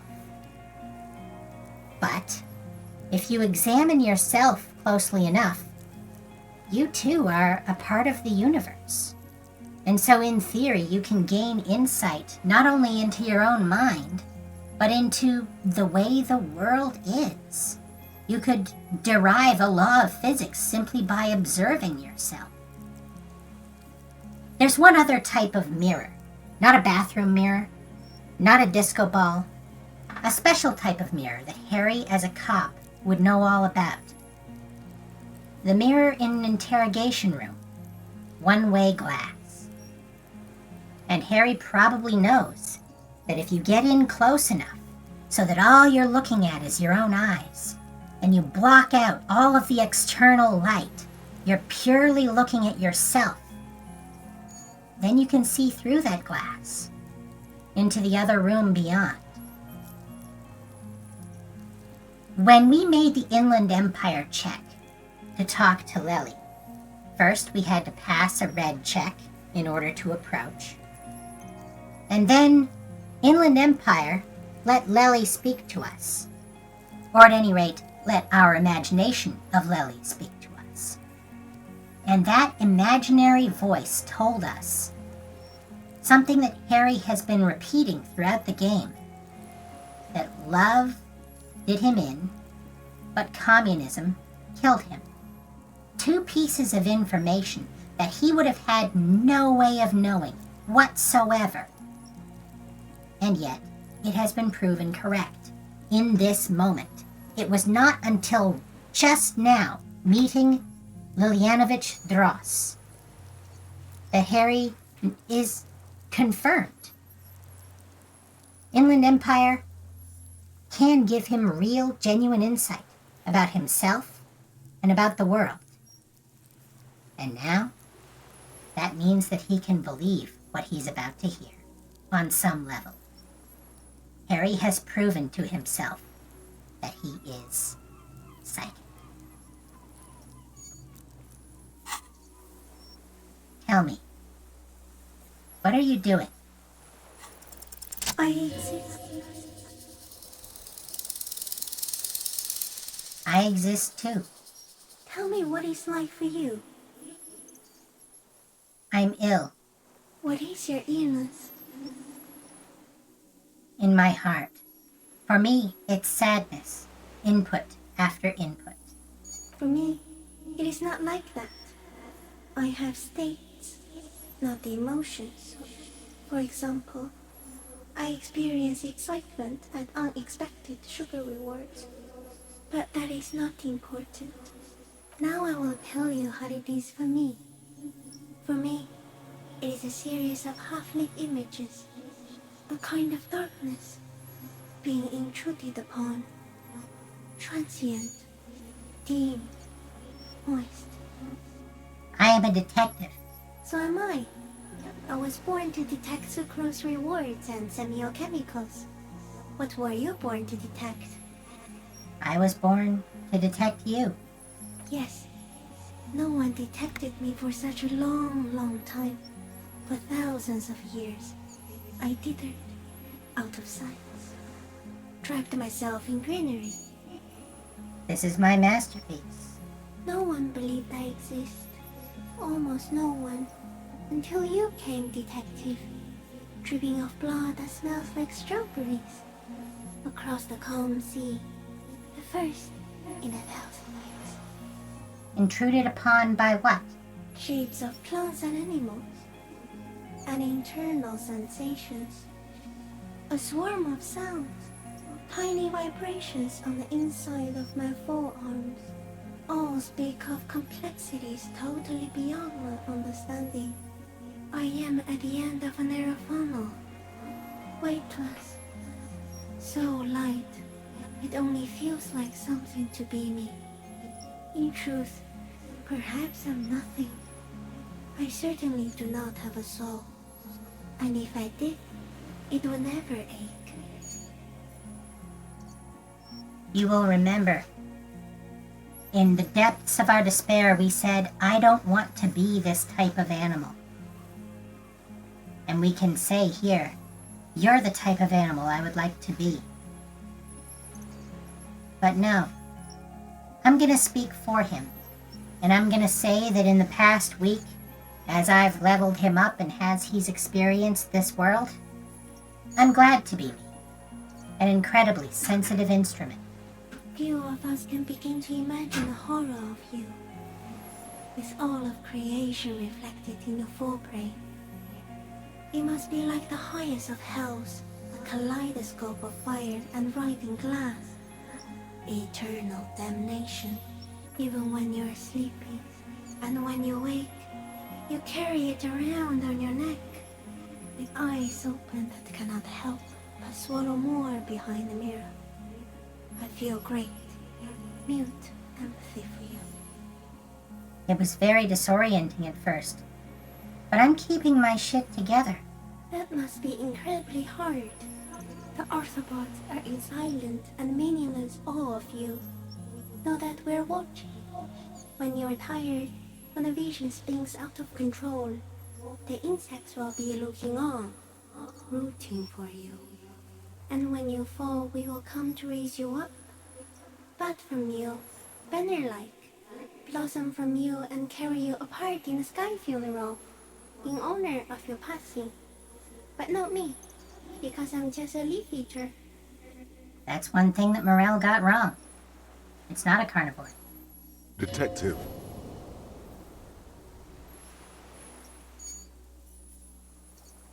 If we had our other skills high enough, it would have said detective arriving on the scene. But of our psyche skills, only Inland Empire is high enough to chime in. Is this a dream? What is happening? No, you're awake. I am real. Light is forming me. This is real. Where does this come from? All this, around us, the world. Not even the birds know that. Not even the water lily. We need to know. Perhaps it's sent to us by a god? I think we should eat it. If it's a leaf, you can put it in your mouth. Or read. Yum yum. wait, so So you look like a reed and you eat reeds? Yes, they don't mind. Have you accidentally eaten another reed phasmid? Yes, I once cloned myself and ate the little ones. It was winter, and I woke up at the wrong time. It was an accident. What exactly are you? I am an unknown species of the order Phantasmadia, endemic to the Insulandia Insula. For the last 350 years, I have hidden in plain sight, masquerading as the reeds, molding, cloning myself, unfolding at night to play with trash bins and boys. I went unnoticed by the first settlers and the land surveyors of the suzerain, also by the soldiers of the revolution and the officials of the occupation. Even the Samernese islanders who came here first, but did not stay, have not seen me. I have stayed hidden through 4 forms of government and 2 scientific revolutions, until I was accidentally discovered by a detective of the citizen militia in Rebelshaw, district of Martinez, March 51. Are you the miracle? No, you are the miracle. it was you coming from the west, from the whirling. You were coming. How? The moral of our encounter is, I am a relatively medium life form, while you are extreme, all-engulfing madness. A volatile simian nervous system, ominously new to the planet. The Pale too came with you. No one remembers it before you. The Nidarians do not. The radially symmetrics do not. There is an almost unanimous agreement between the birds and the plants that you are going to destroy us all. Wait, the Pale is human-made? It is a nervous shadow cast into the world by you, eating away at reality. A great, unnatural territory. Its advent coincides with the arrival of the human mind.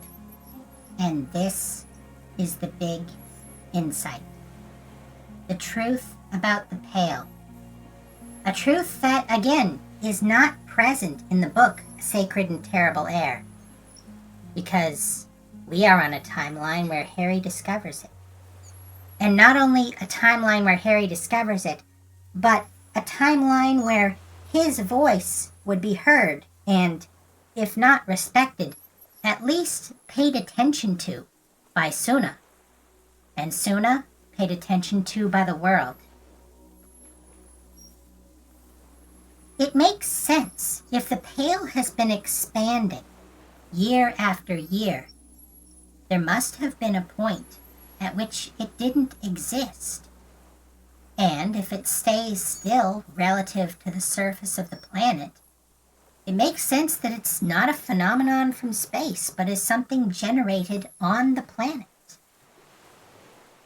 I think the phasmid is slightly incorrect, though. After all, there are plenty of other organisms that have minds that are not unlike those of humans. But only humans record information. You see, as actuality stretches upwards towards the world of information, the first step is the encoding of genetic information, in this case, DNA. The second step is neurons, the ability of a creature to understand and respond to its environment. But it is the advent of civilization that creates third-order recording, written history. That is where the Pale begins. Something about the way the laws of physics in this universe operate, as humans record information, there's a void, perhaps a law of conservation of information.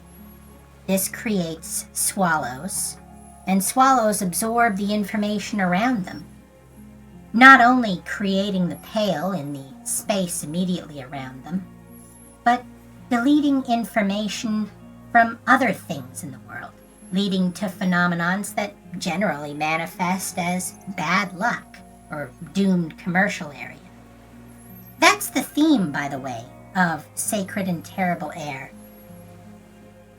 It draws inspiration from the censorship of Soviet photographs, as personas non grata are removed from history, erased.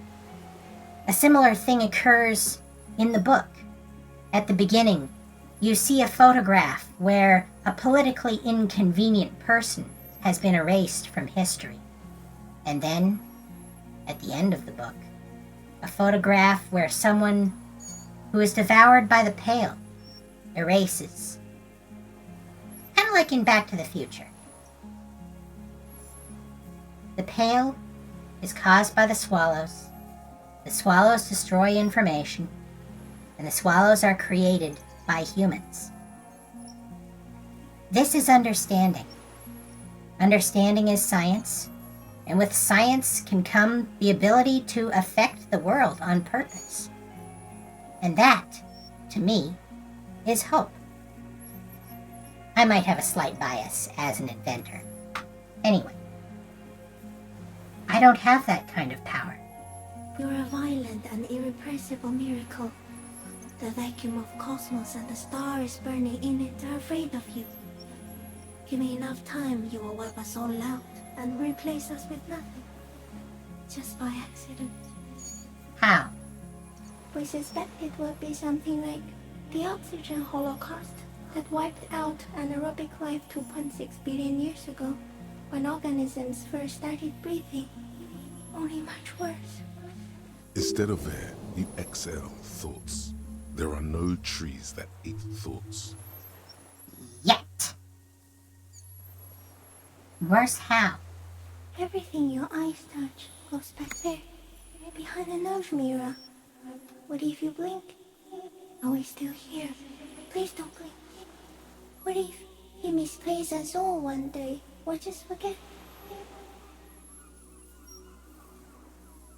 Is reality real if you don't remember it? Is reality real if you don't perceive it?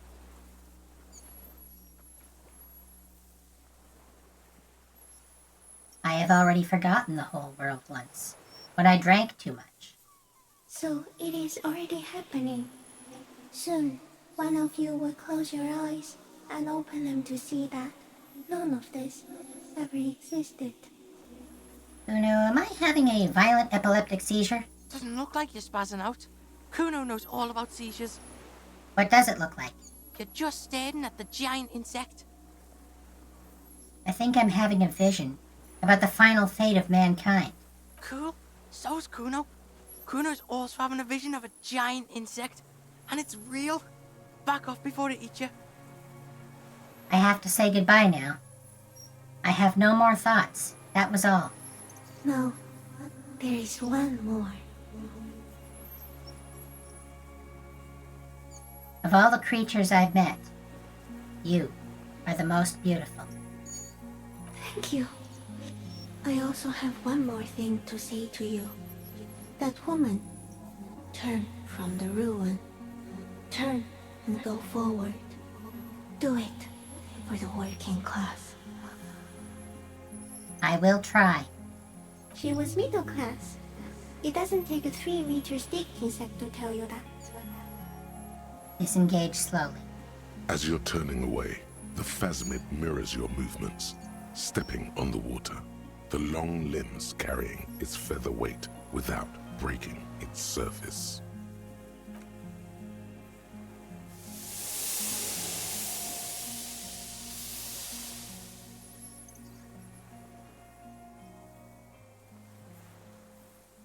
And that was it.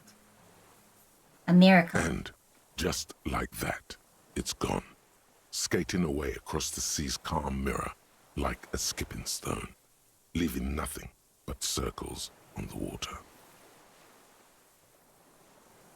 And something under it, in the place it stood, bobbing there, among the reeds, a collection of items. It's gone. Between those reeds there. Fucking hell, it can... What's that in the water? The fuck? Is that ceramic? And more stuff, like a nest in the reeds? We should peep it. Fucking hell. What now? What now? The old man behind you says suddenly. He's put his hand into the ash. It's dirty and black. Yeah, Grandpa's not looking so good. We need to check on him. We will. But first... Klaja's passport. Let's have a look at it. This well-traveled passport with visas stamped on it is issued by the Republic of Oranje. You found it in the Phasmid's nest on the island. This passport, issued by the Sovereign Republic of Oranje, is issued to a black-haired woman called Katarzyna Alazie. Klazia's hidden documents from the empty boy. She said the false passport would be for Anouk Maya Smith. Look at the photo. It's Klazia, with short black hair and glasses. She looks boyish, younger somehow. What was this doing in the Phasmid's nest? Fuck if I know. Maybe it's collecting shit. Like an octopus can get, like, curious. It says Katarzyna Alazie. Okay, so what? Loop Kuno in on this? Katarzyna Alazia was supposed to be her real name, where Klazia comes from. Remember? God damn it. She told me it was her real name. And it isn't this. It isn't even the name she said would be on here. Cool. Got lied to. Double lied to. I get it. You cops need the Kuno on stuff like this. No one lies to the Kuno. He nods with a stern and serious expression. What's her real name then? Kuno's gonna say, it's not any of the things you think it is. Kuno'd have to get deep into this shit. But whatever it is, you got played here, that's for sure. Given the theming of Dora and Dolores, and the fact that Klaja is clearly meant to mirror them as well, I'd hazard a guess that whatever it is, it probably begins with D. The girl on the passport looks at you with no answer. She is not Katarzyna Alazia, or Anouk Maya Smith, or Klazia. That much is sure. The winds are silent. The streets are empty of her. She is no longer in the city of Revachol. And thus, Shivers can no longer tell us about her. Put the passport away.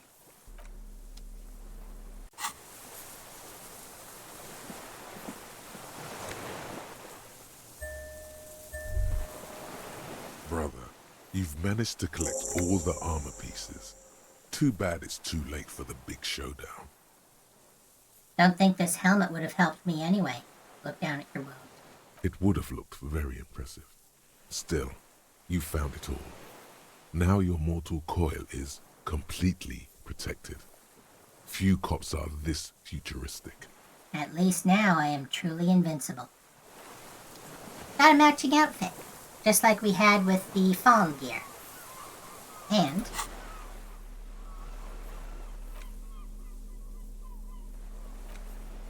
we have the Triangong.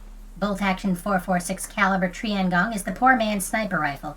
While not the most reliable of firearms, it is relatively precise due to a very manageable recoil, thus allowing the shooter to take multiple consecutive shots fast. This particular piece is missing a scope, though. And here's the scope. A common 30mm sniper scope attachable to any bolt-action 4.46 caliber. It uses an older-style non-dotted range-fighting reticle. Seaweed is still stuck on the lens, and it suffered water damage from its time in the Phasmid's dowry.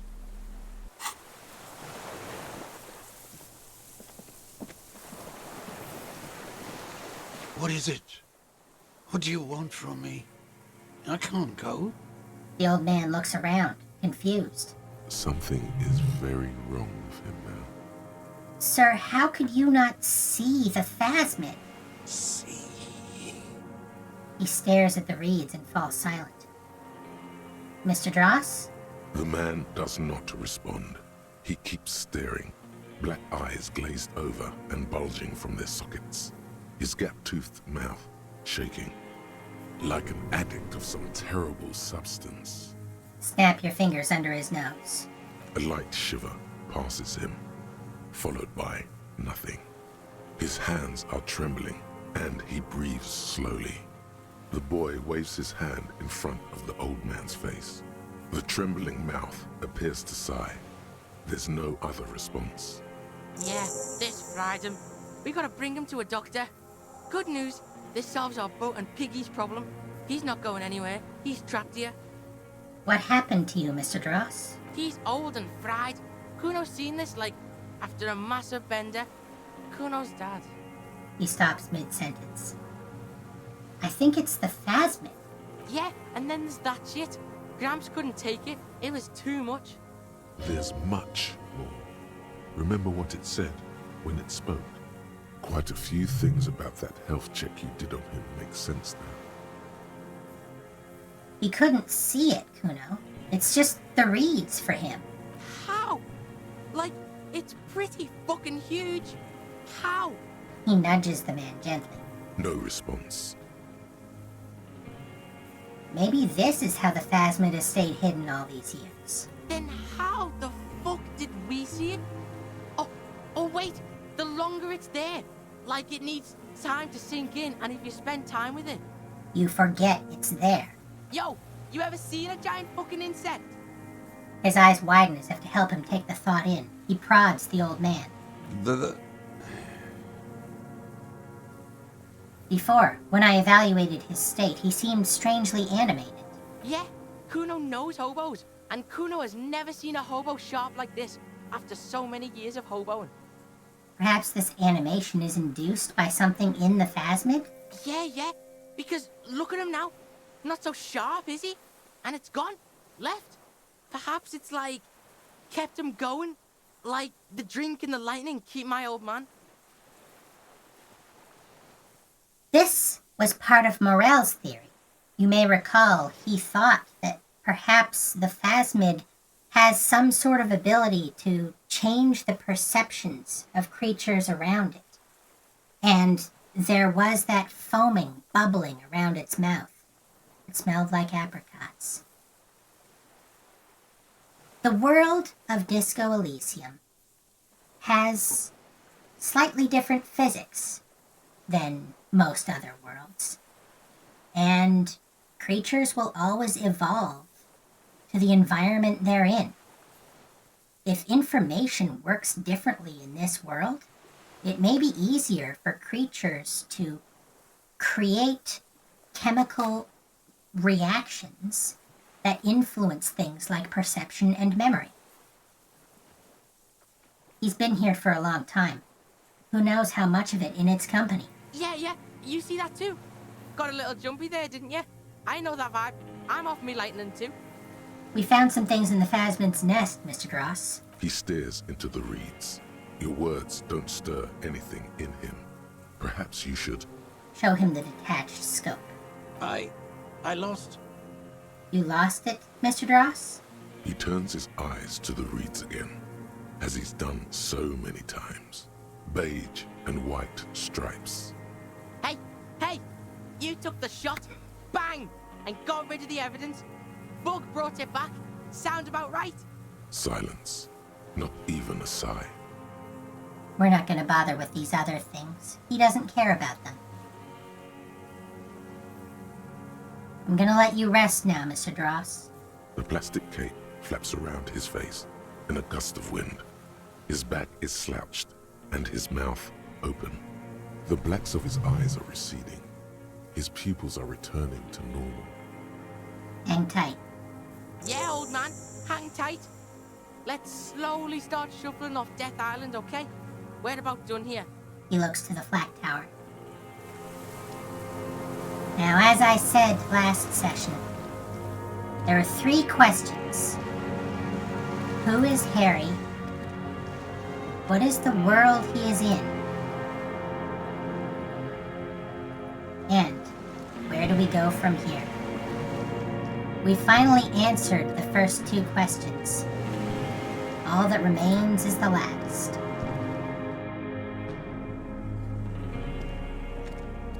Like I said, this is going to be a slightly longer than usual stream. But we got there. We got what we needed. To be perfectly frank, from here on out, there's only one way this goes.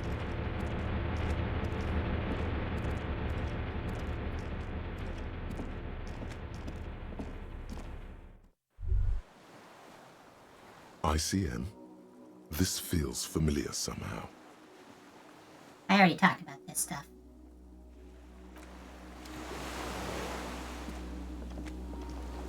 And we're not going to ask Kuno about it. Kuno doesn't know. But like I said, the ICM is what formed into the RCM, the Communist Army. We are the descendants of that military force. The skiff is swaying on the waves by the dock. Let's return to the mainland. Oh yeah? We did good shit here, detective. The skiff rocks gently under your weight as you get in. The ride back is uneventful and quiet. But for the sound of conversation on the water, there is someone inland waiting for you. You know what? I'm gonna do you a favor, Harry. One more time. Put your good face on. You reach the jetty and climb out of the skiff.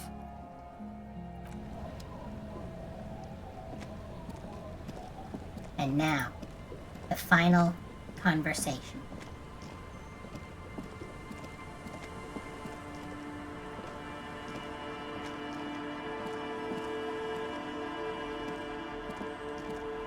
Look what the tide brought him. Says the man without sunglasses. Suddenly his expression changes, and he tilts his head. You look like a fucking clown, Harry. Not like a funny police officer, but like a real-life, full-time, pie-in-the-face, unicycle riding circus employee. Whatever this is, it is completely unimportant compared to what you've just seen. This is the man with sunglasses from the Whirling in Rags. But where are his sunglasses? Kuno, you still have my back, right? Good old pig's here. He nods to you, then straightens his back. You're the man with sunglasses. That's right. And you're some kind of an urban scarecrow thing. Who are you people? Hello, I'm Trent Heilerstraum. I believe we've met on several occasions. I'm your goddamn partner, Jean Vicomar, and this is your special task force. Or what's left of it. This is our task force. The people we told to fuck off before our bender. Also, this may look familiar. Look at this setup. Now compare with that. As I said, Corti was our Waluigi, and this man is our Luigi. He's our partner, our brother in arms, and he's here to kick our ass about it. Special Consultant Trond Heidelstam, Battle Officer Judith Minot. Hi. We've come to scrape what's left of you off the pavement. The kid's about to say he's Kuno. Let him. Task Force, cool? I'm the Kuno. We just came from the fucking island. He points to the sea fort behind him. Listen, Kuno. The man assesses the kid like a strike team leader about to kick in a door. Harry and I are old friends, from way back. Mind letting us have a moment? Won't be long. I just need to talk to Harry about some of the things I think he's done wrong lately. He's got a laundry list. Good luck with that. Sounds like you're in some shit. What is this about? Ari, we want to help you. Trent, I believe this is where you come in? I don't quite know what I'm doing here. I was asked to participate as an expert. I think I need to manage your expectations a little. I'm at best an enthusiast in cognitive science. My background is in something else entirely. I engage in neurology on a merely theoretical level. In fact, I should probably get going. Trent is the know-it-all. The special consultant who's here because he knows it all. No, Trent, it's too late. You're part of this shit now. What have you got to say for yourself, shit kid? What does he have to say for himself? He left you to catch the bullets. Shit kid. What an interesting moniker. What's a shit kid? You. Shit kid, that's you. Despite all that you've done, the deserter, the phasmid, the case. Better not piss him off. Good idea. It doesn't look like he thinks you're in a position to correct him on the shit kid issue. You aren't the man with sunglasses at all. You're not even blonde. Guilty as charged. I heard you'd lost your mind and your memory. I wanted to see if it was true. And it was. Good work, Harry. You're insane now. There's one less person for me and everyone else to rely on. He was too sarcastic for you to realize who he was. Maybe if you hadn't been so sarcastic, I would have realized I knew you. I'm clinically depressed, Harry. Sorry if I wasn't in the mood to batter you up after you told us to fuck off. Okay, I had that coming. Had what coming? Not recognizing people you work with every day. Brain damage. How did you know I was here? The cafeteria manager you fucked over told us where you went. I understand. Okay, Dart told you. And people on the street helped us too, with your whereabouts. We have been talking to literally everyone. You're a legend among the drunks, Harry. A legendary local drunk. So they've probably been talking to Idiot Doomspiral. So Trant Heidelstam turns out to be Special Consultant Trant Heidelstam. Yes, I'm Trond Heidelstam. I never said I wasn't Trond Heidelstam. Wait, what was up with the kid then? Mikael? Mikael's my son. Oh yeah? What was up with all the interesting history? Spying on me? No, I was just interested in the Feld building and the Martinez beachhead. And Mikael wanted to see Martinez. It was a coincidence. So what are you special consulting here? What indeed? I was asked to share my take on some of the more obscure theories developed in Königstein in the 30s. Like partial psychotraumatic amnesia, group personality theory. He's here to see if you're insane. He's smart. Let's move on. One thing I do like about Jean Vicmaire, he tells it like it is. At least, he tells it like he thinks it is. You mentioned a task force? Yeah, Major Crimes Unit, under Lieutenant Dubois and Vicomar. Ring any bells? Refresh my memory, who else is in this? Refresh your memory? It's a goddamn Major Crimes Unit. There's you, me, Jude, Trond fucking Heidelstam, and Guillaume Baby. He stares at you. I'm technically just a civilian advisor. Oh, fuck you. You're part of this shit show. Yeah, first, who's Guillaume Bevy? Oh, that's an interesting story, actually. Guillaume Bevy is a police reporter who joined our team. He was really good. Then he left because he lost faith in your ability to lead the unit. Other people have left too. Good, smart people. People we won't get back. Only me and this really patient patrol officer are still here. And Tron because I'm forcing him to stay. You may recall I told you that there were 3 people named Guillaume who are important. The first, Guillaume le Lion, a king from back in the day. The second, Guillaume le Million, the pop star who gave himself a name that sounded like that king. And Guillaume Bevy, who used to be, our friend. All 3 left in their own way. And incidentally, all 3 were blonde. Is this Guillaume Bevy blonde and partial to sunglasses? Is this Guillaume Bevy blonde with sunglasses like you were? See? There. He's getting it. I was impersonating him. Look at me, I'm G. Bevy. It was going to be funny, but then you really did have brain damage. So not so much anymore. Okay, so what does the unit do? Do? It's a major crimes unit. We clear the desk of cases so Precinct 41 doesn't look like the worst station in town. We are shit tier now, Harry. Because of you. Where have you been all this time? There was a mercenary tribunal. God damn it, Harry. He shifts his weight, crosses his arms, and looks you in the eye. You told us to fuck off. You said we're cramping your style. Your detective god. Fuck everything. All we burn. Detect or die. And you were probably right too. I would have never let you abduct a kid and take him on a creepy boat trip in the middle of fucking March. You talking about Kuno? Major Kuno wasn't abducted, you fucking fat dink. Fuck out of here. So you let me face a squad of trained killers alone just to teach me a lesson? It wasn't like that. Fuck you, Harry. We didn't know there was gonna be a tribunal, did we? Why didn't you detect or die then? Oh, you think it was cool you saying that? Aesthetic somehow? You were crying when we got here. Breaking things. You said we were going into the abyss. None of us wanted to see the abyss. So we fucked off. Like you told us to. None of this is ringing any bells. The bells aren't ringing because you have brain damage. Trant, this is where you come in. How bad is it? Well, he doesn't have visible tremors, he talks without slurring, he can drive a boat, he's standing, reasoning.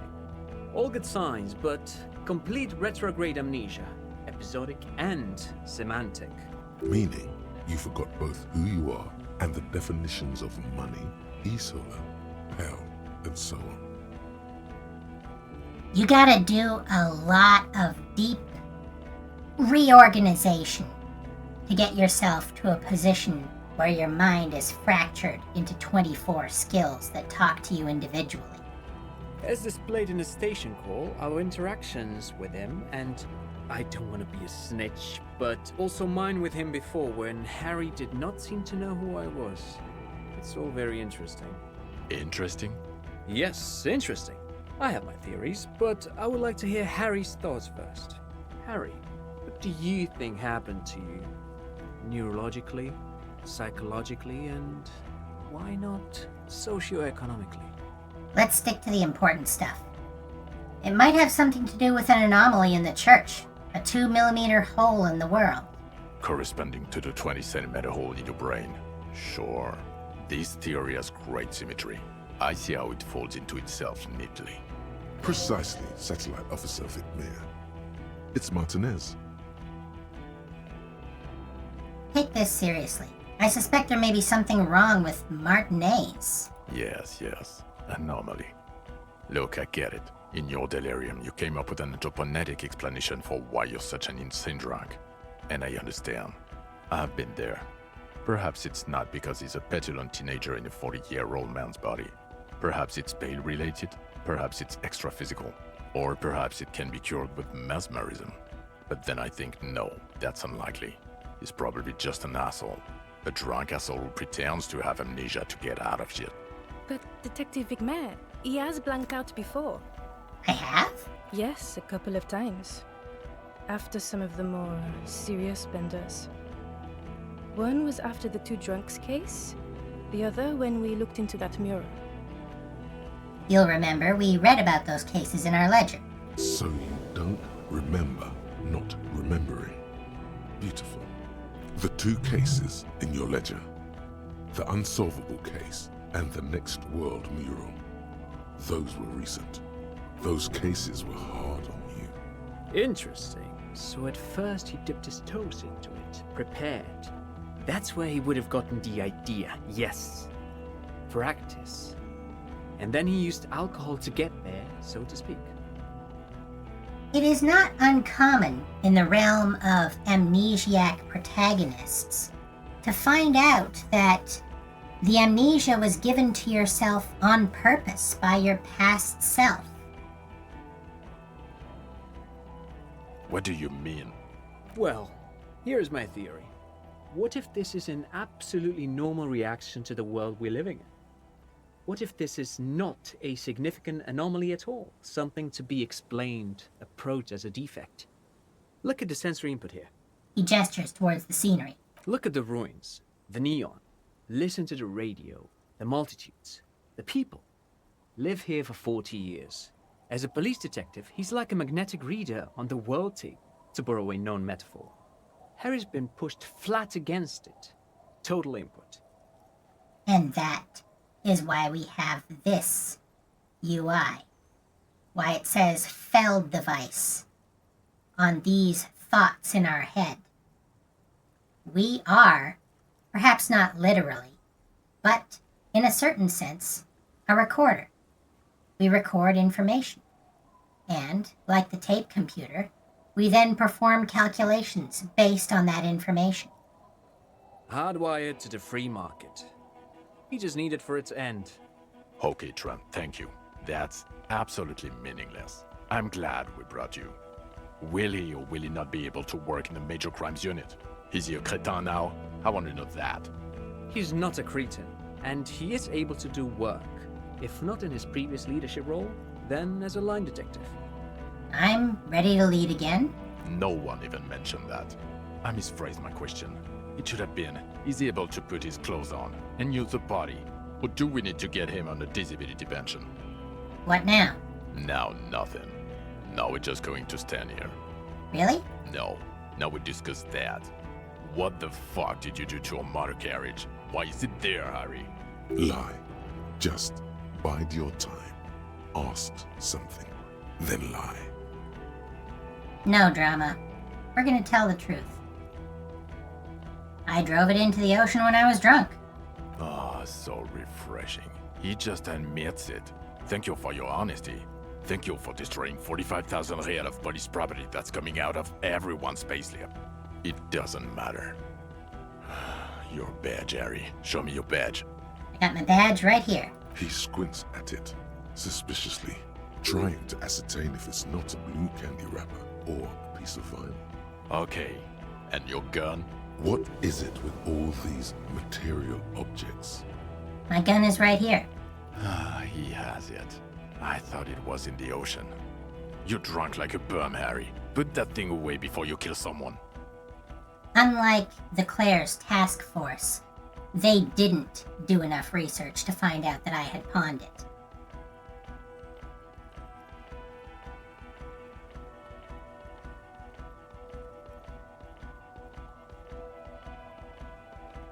So it doesn't even matter that I found my gun? You were never supposed to lose it in the first place. Not lost. It's your gun's natural state, you drunk bum. So what? I've had a little drink. We're not gonna lie. We aren't on a fully sober playthrough. A little drink? You smell like a corpse. I'm downwind and I can barely breathe. You smell like shit. You let a suspect escape, Harry. Glacier something. Because you were too drunk to assess a flight risk. Kim's not here to back us up on what actually happened. We've read the reports. Lieutenant Kitsuhagi's. We know. All we have is what Kim was willing to commit to paper, which is not the same thing. Not taking her in was the right thing to do. She gave us a vital clue that led us to the island. Oh well, If she was nice. I'm not even gonna get into the other suspect, who also escaped. Yeah, Ruby something? Or the fact that you're ever Claire's little peony now, doing I don't know what for him. That's small-time stuff. That's nothing. That's a humorous anecdote. Compared to the 7 people who were gunned down, the streets are literally red with blood. Lieutenant Kitsuragi is barely clinging to life in the hospital.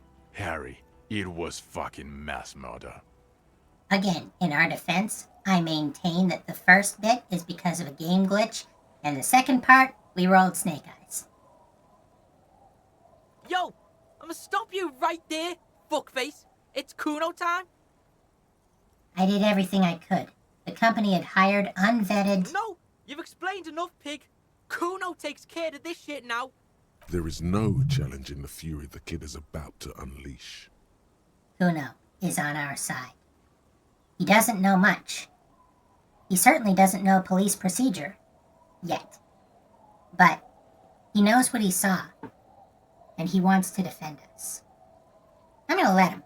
First of all, yo, those guys were all f***ed. The guys in the armor, f***ed. The Union guys, f***ed. So yeah, suck Kuno's dick. You don't know me. This might be a bad idea. You don't know what happened here. You don't know this shit. Automatic fucking weapons. Urban battleground shit. Battle lines drawn in blood. Blood's meridian. You don't know this shit. Now, Kuno wasn't there. Right, you getting this? Kuno was breaking it up with Kuno's main bitch, C. Parting of the ways shit. But when Kuno got there, Pig had fucking cleaned up. Blood and ruin. Smoked all those dinky fuckers. Saved this shit. Martinet shit. I see he's mourning and shit. His main pig got semi-wasted. Sent to the boo-boo mobile. Kuno steps up. Kuno fucking fills those shoes. Big boy shoes. Detective Kuno. Kim, in his own way, set a good example for Kuno. Kuno wanted to take Kim's role. I like to think that if he knew about this, Kim might approve. Perhaps not enough to say it was worth it that he got shot. But, yeah. Kuno becoming a cop is a lot better than the trajectory he had been on.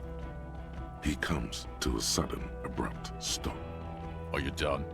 Yo, Kuno feels like you weren't really listening to Kuno. You were hearing, but you weren't listening. F***ing the armor boys came to Martinez to fuck shit up. Hardy boys or whatever the fuck they are. They were telling everyone and their mum how they wasted one of those armor fucks. It was always gonna go down like that. My pig stepped up, got fucked in the leg for it. Sacrifice style.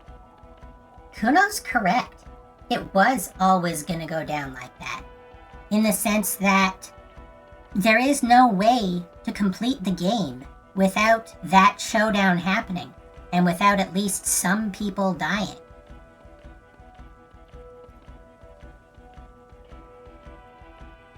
Not bad, Kuno. Could be a little shorter, though. Brevity is the soul of wit, Kuno. Yes, I understand. He was in the fight. Second, you dinky fucking asshole. This pig right here. This oink oink motherfucker solved that shit. On Death Island. Case solved. Go home or fuck off. Look, point is, we solved the case. Yeah, some fucked up grandpa did it. Fucking grandpa in the woods or some shit. Old shit. Kuno doesn't know about that. Look, the real shit here is... It was a straggler from the revolution who stayed in hiding for 50 years. I found him. Yeah, straggler, sure. Are you getting this smart shit? The old fuck killed him. Confessed to it too. We got him snitching on himself. Popo style. A straggler from the revolution. He sounds incredulous. Yeah, fucko. He's on the island right now, in a coma or some shit. Oh, and we also got the gun. Gun of the killer shit. You know what I mean? Now, let's get our big boy shit on. He means murder weapon. He may have committed other murders over the years. We have him confessing to one too. A big one. Yeah, big shit. We're taking them all down. We're cleaning this shit up. Now, listen up, Sue fuck. You're gonna shit yourself because it's gonna get wacko natural. Wacko natural. I think I know what it's going to be. Oh yeah, it's gonna get wacko natural. Tell him. There's a fucking 4-ton mantis on the island. What? Sorry, kid. Me and Harry need to. Yo, this is like the biggest moment in history right now. You wanna fucking listen to what's coming out of Kuno's mouth? He points to his crooked scowl. We saw a giant insect, white as fuck. Literally the Insulindian phasmid or some shit. Praying mantis style. It was 3 meters tall, and this pig right here. He points his finger at you. His hand is shaking with rage and excitement. This fucking old popo discovered it. Me and the pig bacon discovered a new species. It was beautiful. It was... You ain't seen this kind of animal before. Fucking miracle shit. This case, this fucking grandpa shit, this ugly shit, it's nothing. We saw a ghost. A real life ghost. Like he fucking proved ghosts are real. It's that big, popo. It's fucking... His eyes are welling up now. Why are you not fucking shitting yourselves? What's wrong? He glares at the officer standing silently in the falling snow. They look back at him, seemingly at a loss. This is the part where it would have been good to have Kim with us.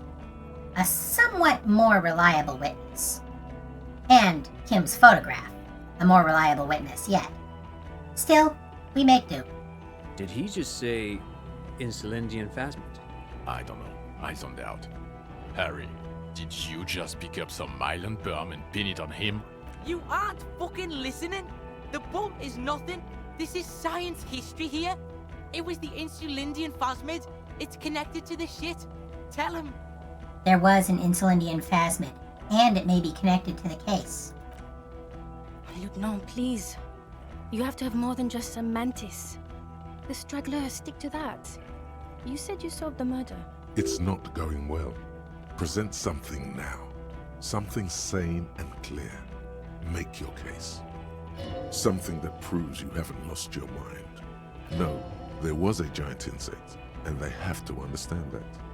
You will find proof. Don't give up. The killer, Lilianovich Dross. We have a strong motive for him. Lilianovich. A revolutionary matronym. Revolutionary matronym? The custom started in Grad, where they have patronyms. Krasovich, Lasovich, etc. The revolutionaries saw this as a chauvinist atavism, so they used matronyms, derived from the mother's name instead. Again, mirrors reflecting. Lilianovich means that his mother was Lillian. Like the twins. Their mother's name is Lillian. Lily. You know, it's a whole thing. Everything rhymes, everything reflects. Let's keep going. This man would be Lillian's son, Lilianovich. The custom was overturned after the revolutions failed, but not before making it to Revachol. He thinks this detail bolsters your straggler theory. It is what a soldier of the ICM would be called. Okay, Trant. Thank you. I get it. Harry, no more giant insects. You said you have a motive? This narrow-minded pig. I can't fucking... Bring him to heel. Get the kid in line. You could use his help here. Kuno, keep your head in the game. Alright, yeah. Kuno's in it. He killed the mercenary in an act of jealousy. Jealousy? He's what, 80, 90? Didn't you say he's been in hiding since the revolution? Yeah, Suit. Check this shit out. The Merc was banging some chick he wanted to bang, so we shot him. Chick's called Klasia. Klasia. As in the suspect he let escape from Kitsuragi's report. Fucking snitch beano clad. Yeah, that chick. Get over it, pig. She didn't do it. It was Grandpa on the island. Merc was fucking her, and he couldn't hack it. Kuno can hack it. He also had political reasons. Yeah, politics shit. My pig also connected, like, the weapon to him. Slam the weapon, man. The murder weapon. He's a trained sniper. The weapon they used. The ballistics match. Okay. And he'll confess to the prosecution too? I think once he's resuscitated, yes. We got him talking once. He'll talk again. Resuscitated. That sounds great. Jean, he has it. No more cooperation needed. He had a civilian there for the confession. This is doable. Okay. We'll see about it when we get Coast Guard on the island. There. No one is saying anything. The silence agrees. This is good. They can't deny it. There was also a dead man on the boardwalk, a missing person I found. Yes. Fallen through a gap in a boardwalk. Drunk. How did you know I found him? The body was transported to Precinct 41, our morgue. I had Tilbrook and Mullins take care of funeral arrangements and family stuff. You're not the only cop in the world, Harry. This all comes back to us. Still, good work with the missing person, Detective. This is very much in our favor. Regardless of whatever else happened with the main case, they have a record that, in the time since telling them to fuck off, we completed a case, front to back, and we did it correct and by the book. You're welcome. It's still a point for you. No denying it.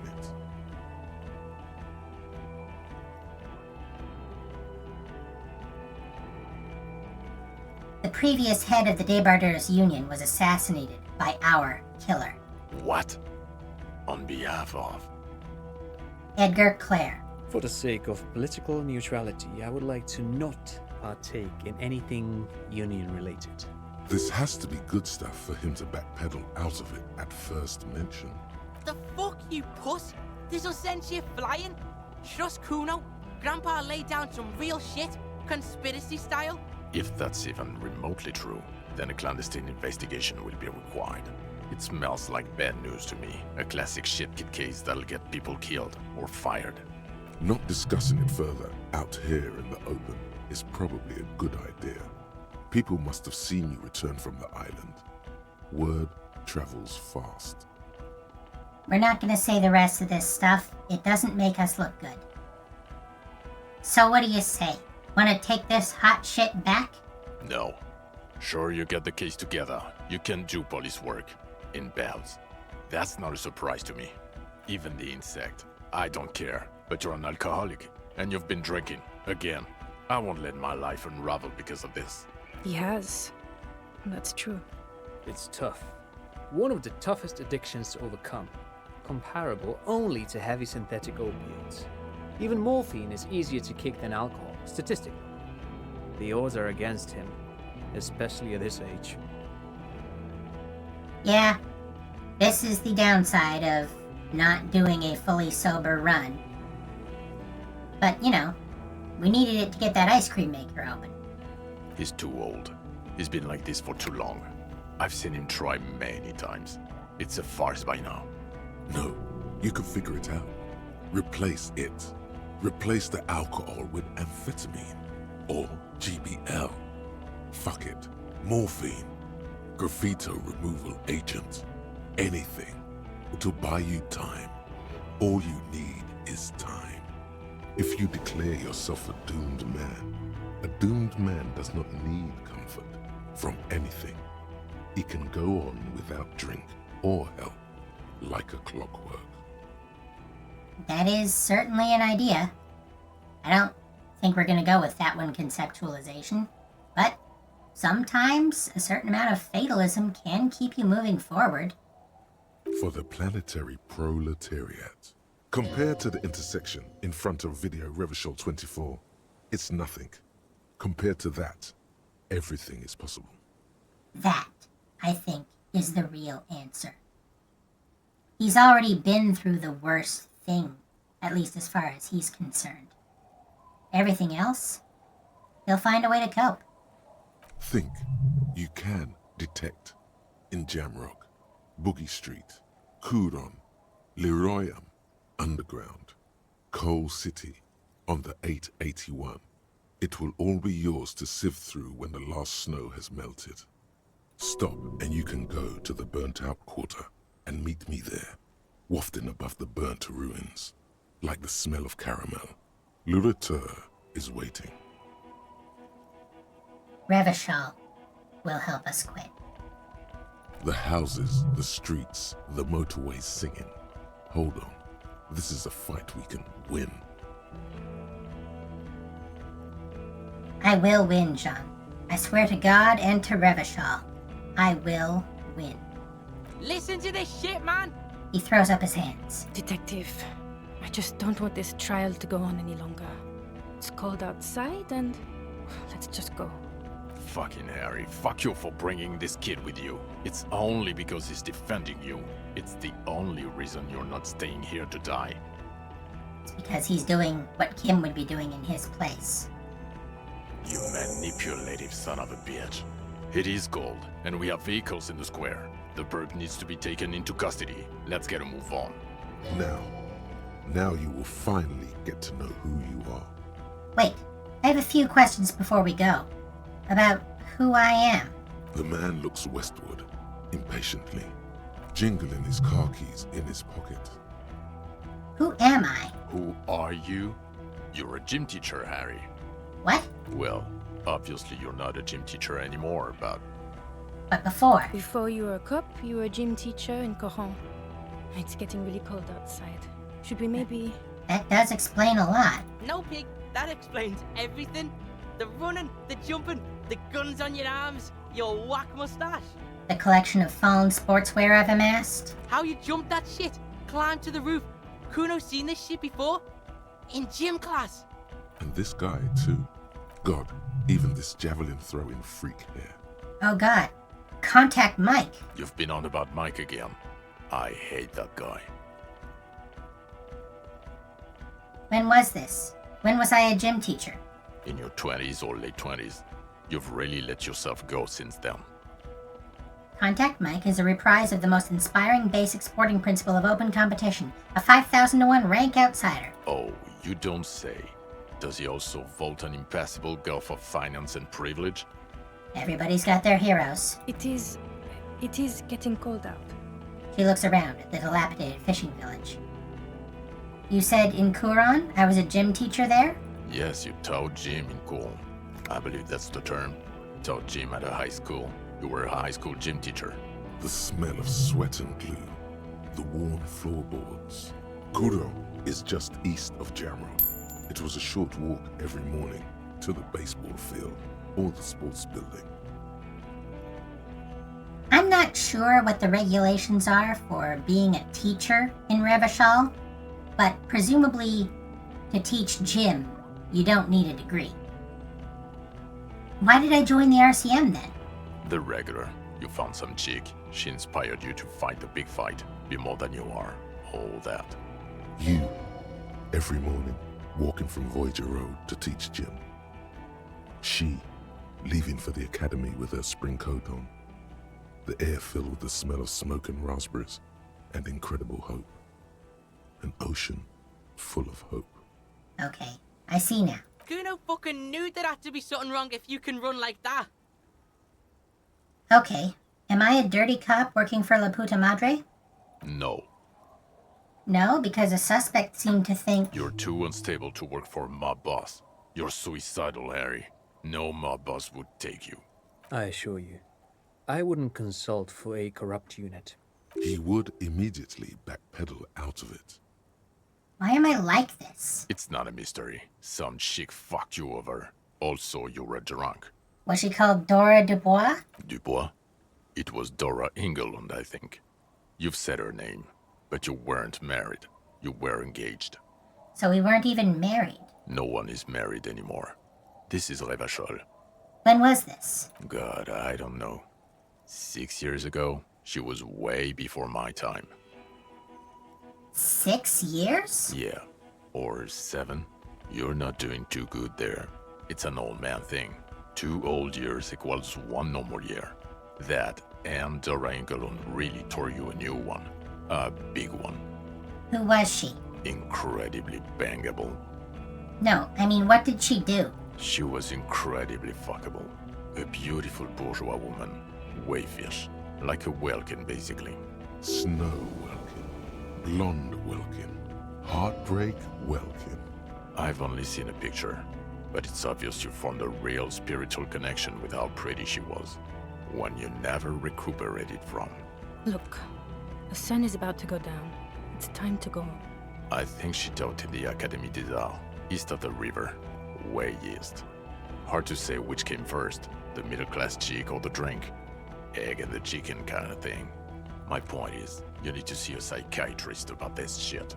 not a psychologist. Several degrees harder. Is there something harder than a psychiatrist?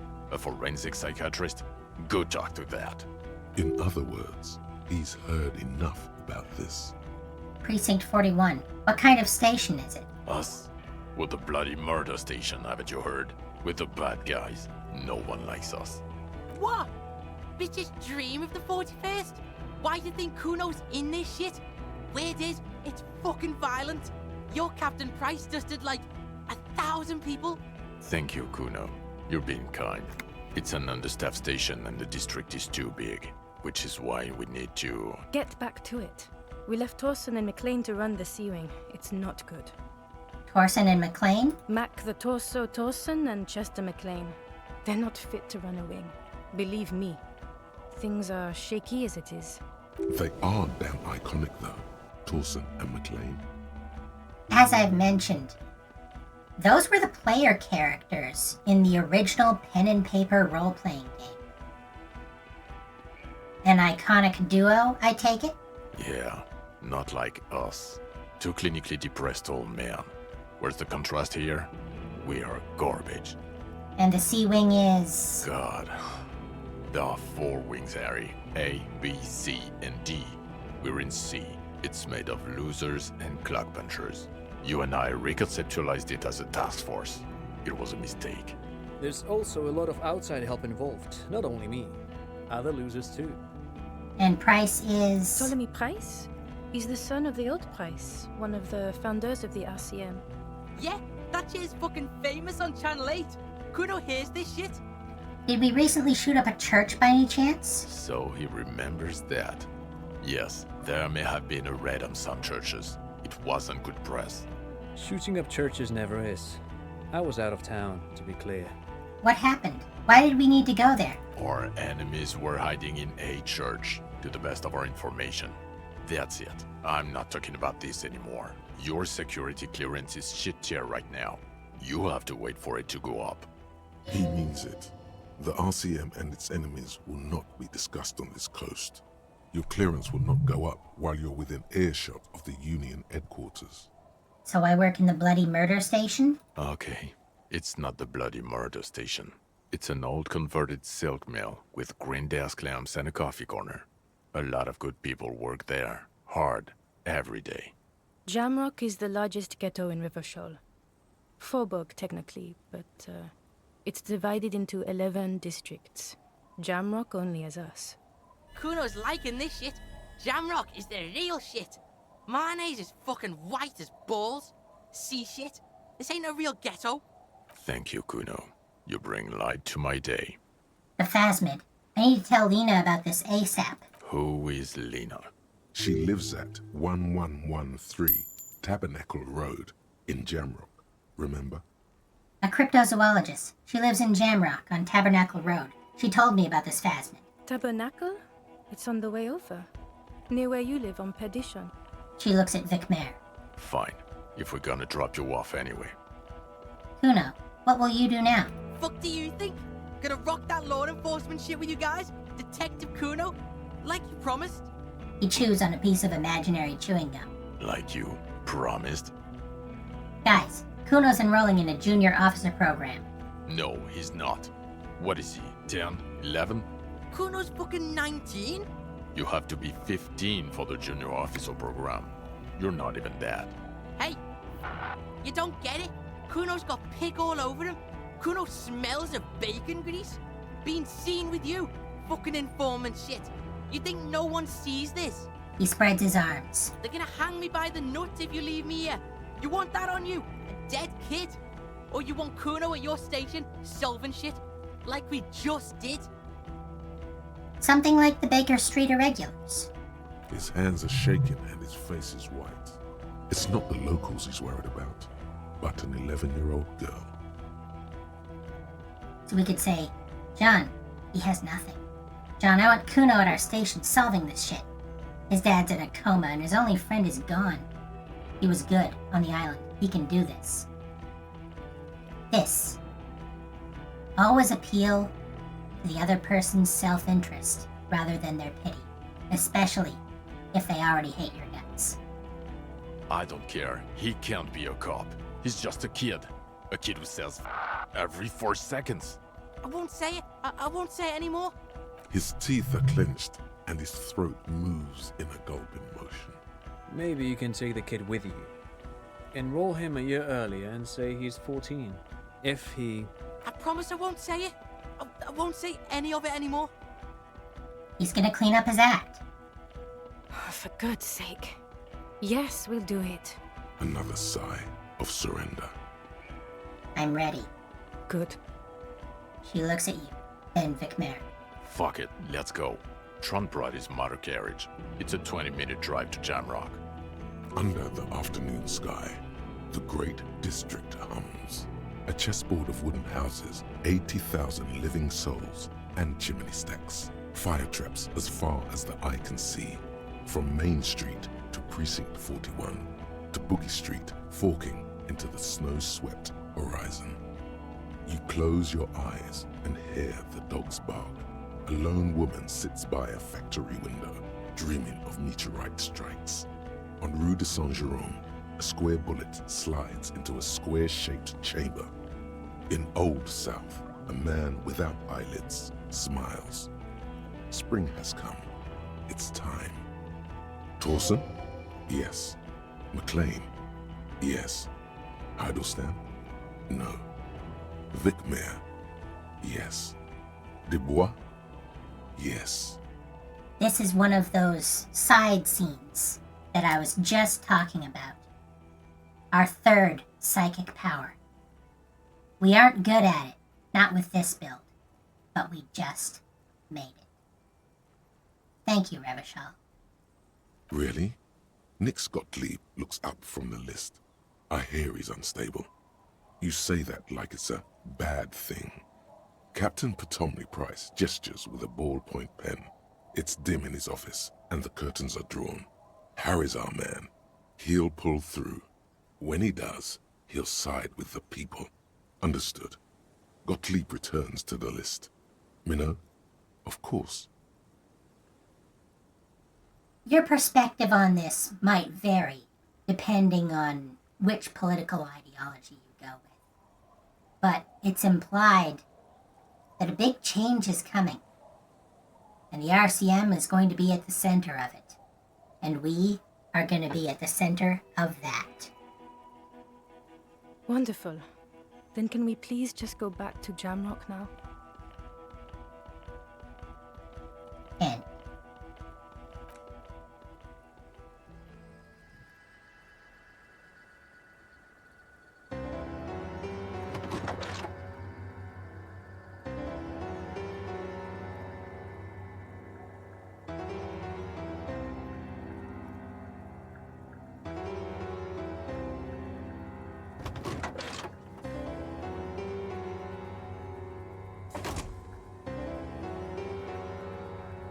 even with all that,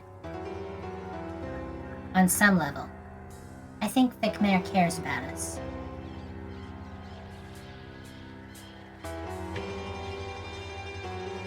And now, Harry's life begins.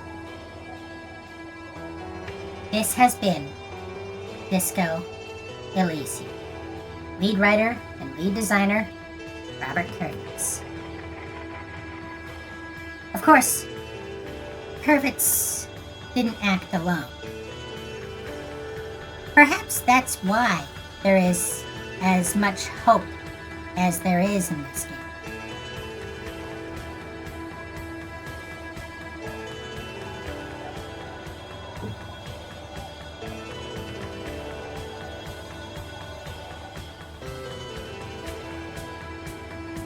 So we made it through.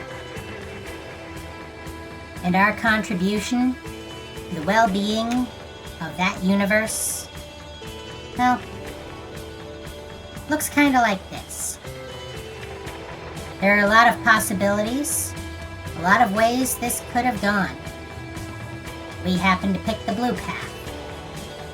And we're in a very improbable timeline, but it's a timeline that works.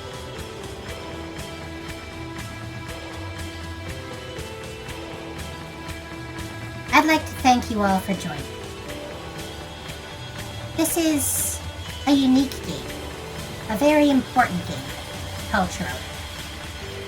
Even if you don't particularly care about its message, or you don't believe any of the bullshit that I've been talking about alternate universes, or you don't particularly care about the symbolism and the subtleties, or the emotional connections between the characters, it's unquestionable, I think, that this game has an immense cultural impact on your world in this time. People are always talking about it, and knowledge of this game and what it means is like knowledge of classic literature or the Bible. You don't have to know it, but it helps to figure out the symbolism behind what people are saying. And here are the voices: Mikey W. Goodman, Ray Khan, Julian Champenois was Kim Kisaragi, Linval Brown. Some incredible performances.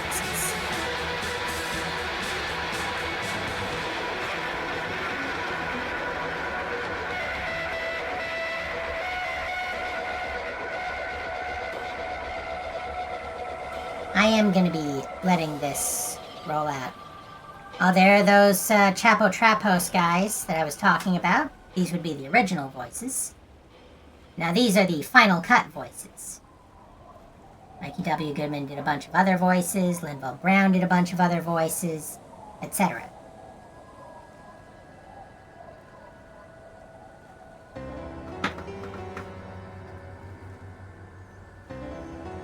I think credits are important. Credit where credit is due, as they say.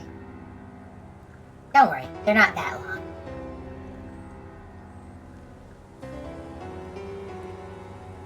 But yeah, Disco Elysium. A game in which you can make a difference. A game in which you find out what you have been, and you can use that information to choose your future.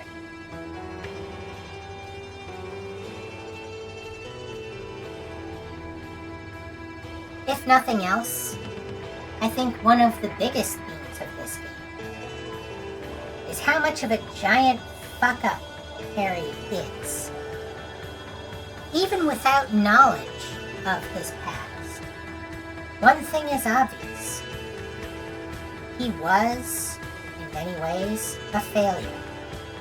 He was a wet, bedraggled wreck of a man, ruined by sorrow and addiction and trauma. But I think the underlying message of this game is that it's possible to turn it around. It's possible to figure things out, to make it to the end. And if you can make it to the end, that means that your past will lead to a present, your present can move to a future. And that means that there's hope, not only for Harry, but for the next generation, for Kuno. Imagine if we had gone full bore into the apocalypse and simply accepted the Pale would destroy things, that Revachol itself would be nuked in 20 years. What would that say for Kuno? He wouldn't even make it to be as old as we are now. In this timeline, Kuno has hope. And I think Kuno S has hope. In fact, I would say Martinez has hope. The Claire's grip on the Union and the Union's grip on the neighborhood,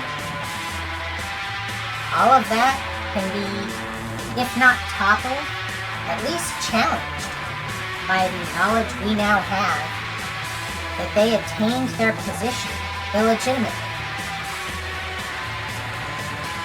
As much as the people of Martinez might be perfectly fine with Evrart running things, I think they may change their tune if credible information comes out that says that he only got into his position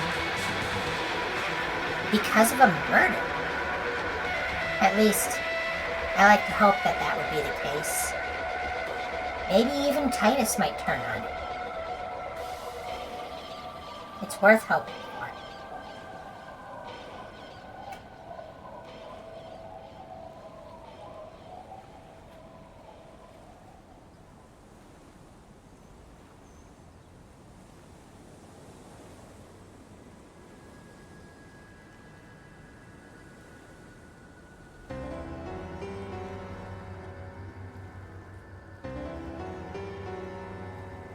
Man, this game is winning a lot of languages.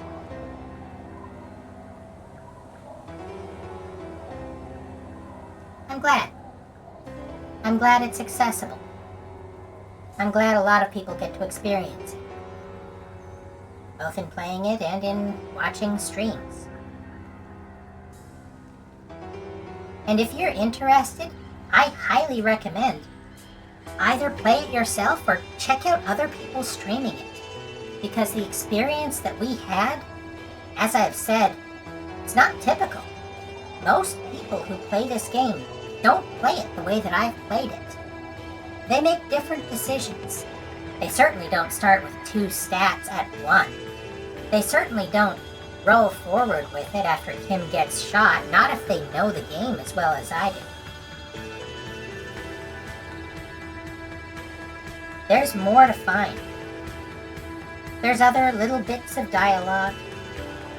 I'll be honest, sometimes I see different playthroughs of it, and even now, I'll catch little snippets that I didn't know were in there. This game has over 1 million words in it. And I'm willing to bet, even though we've been at this for 60 or 70 hours, months, in real time, I don't think we've encountered even half of that.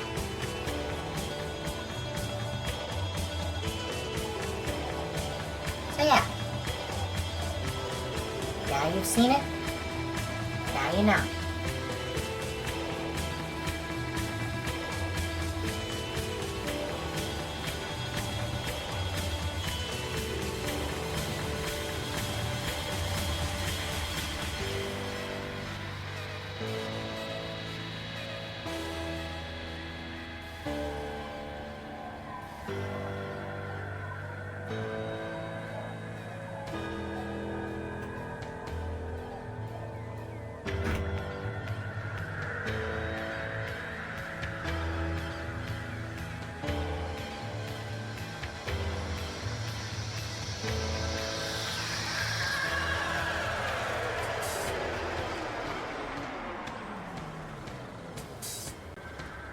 Thanks, Ziggy. I'm sure they needed it.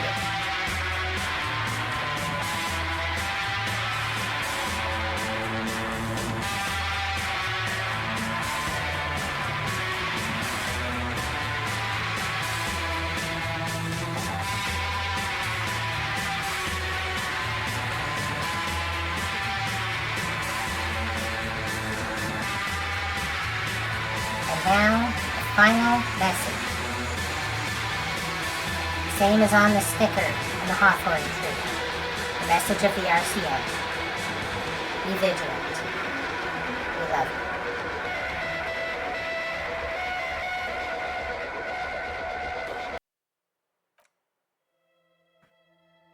And that was it. Well, once again, I'd like to thank everyone for joining me. I hope you've enjoyed this. I have been Wanda Wix, she, her, and this is me, signing out.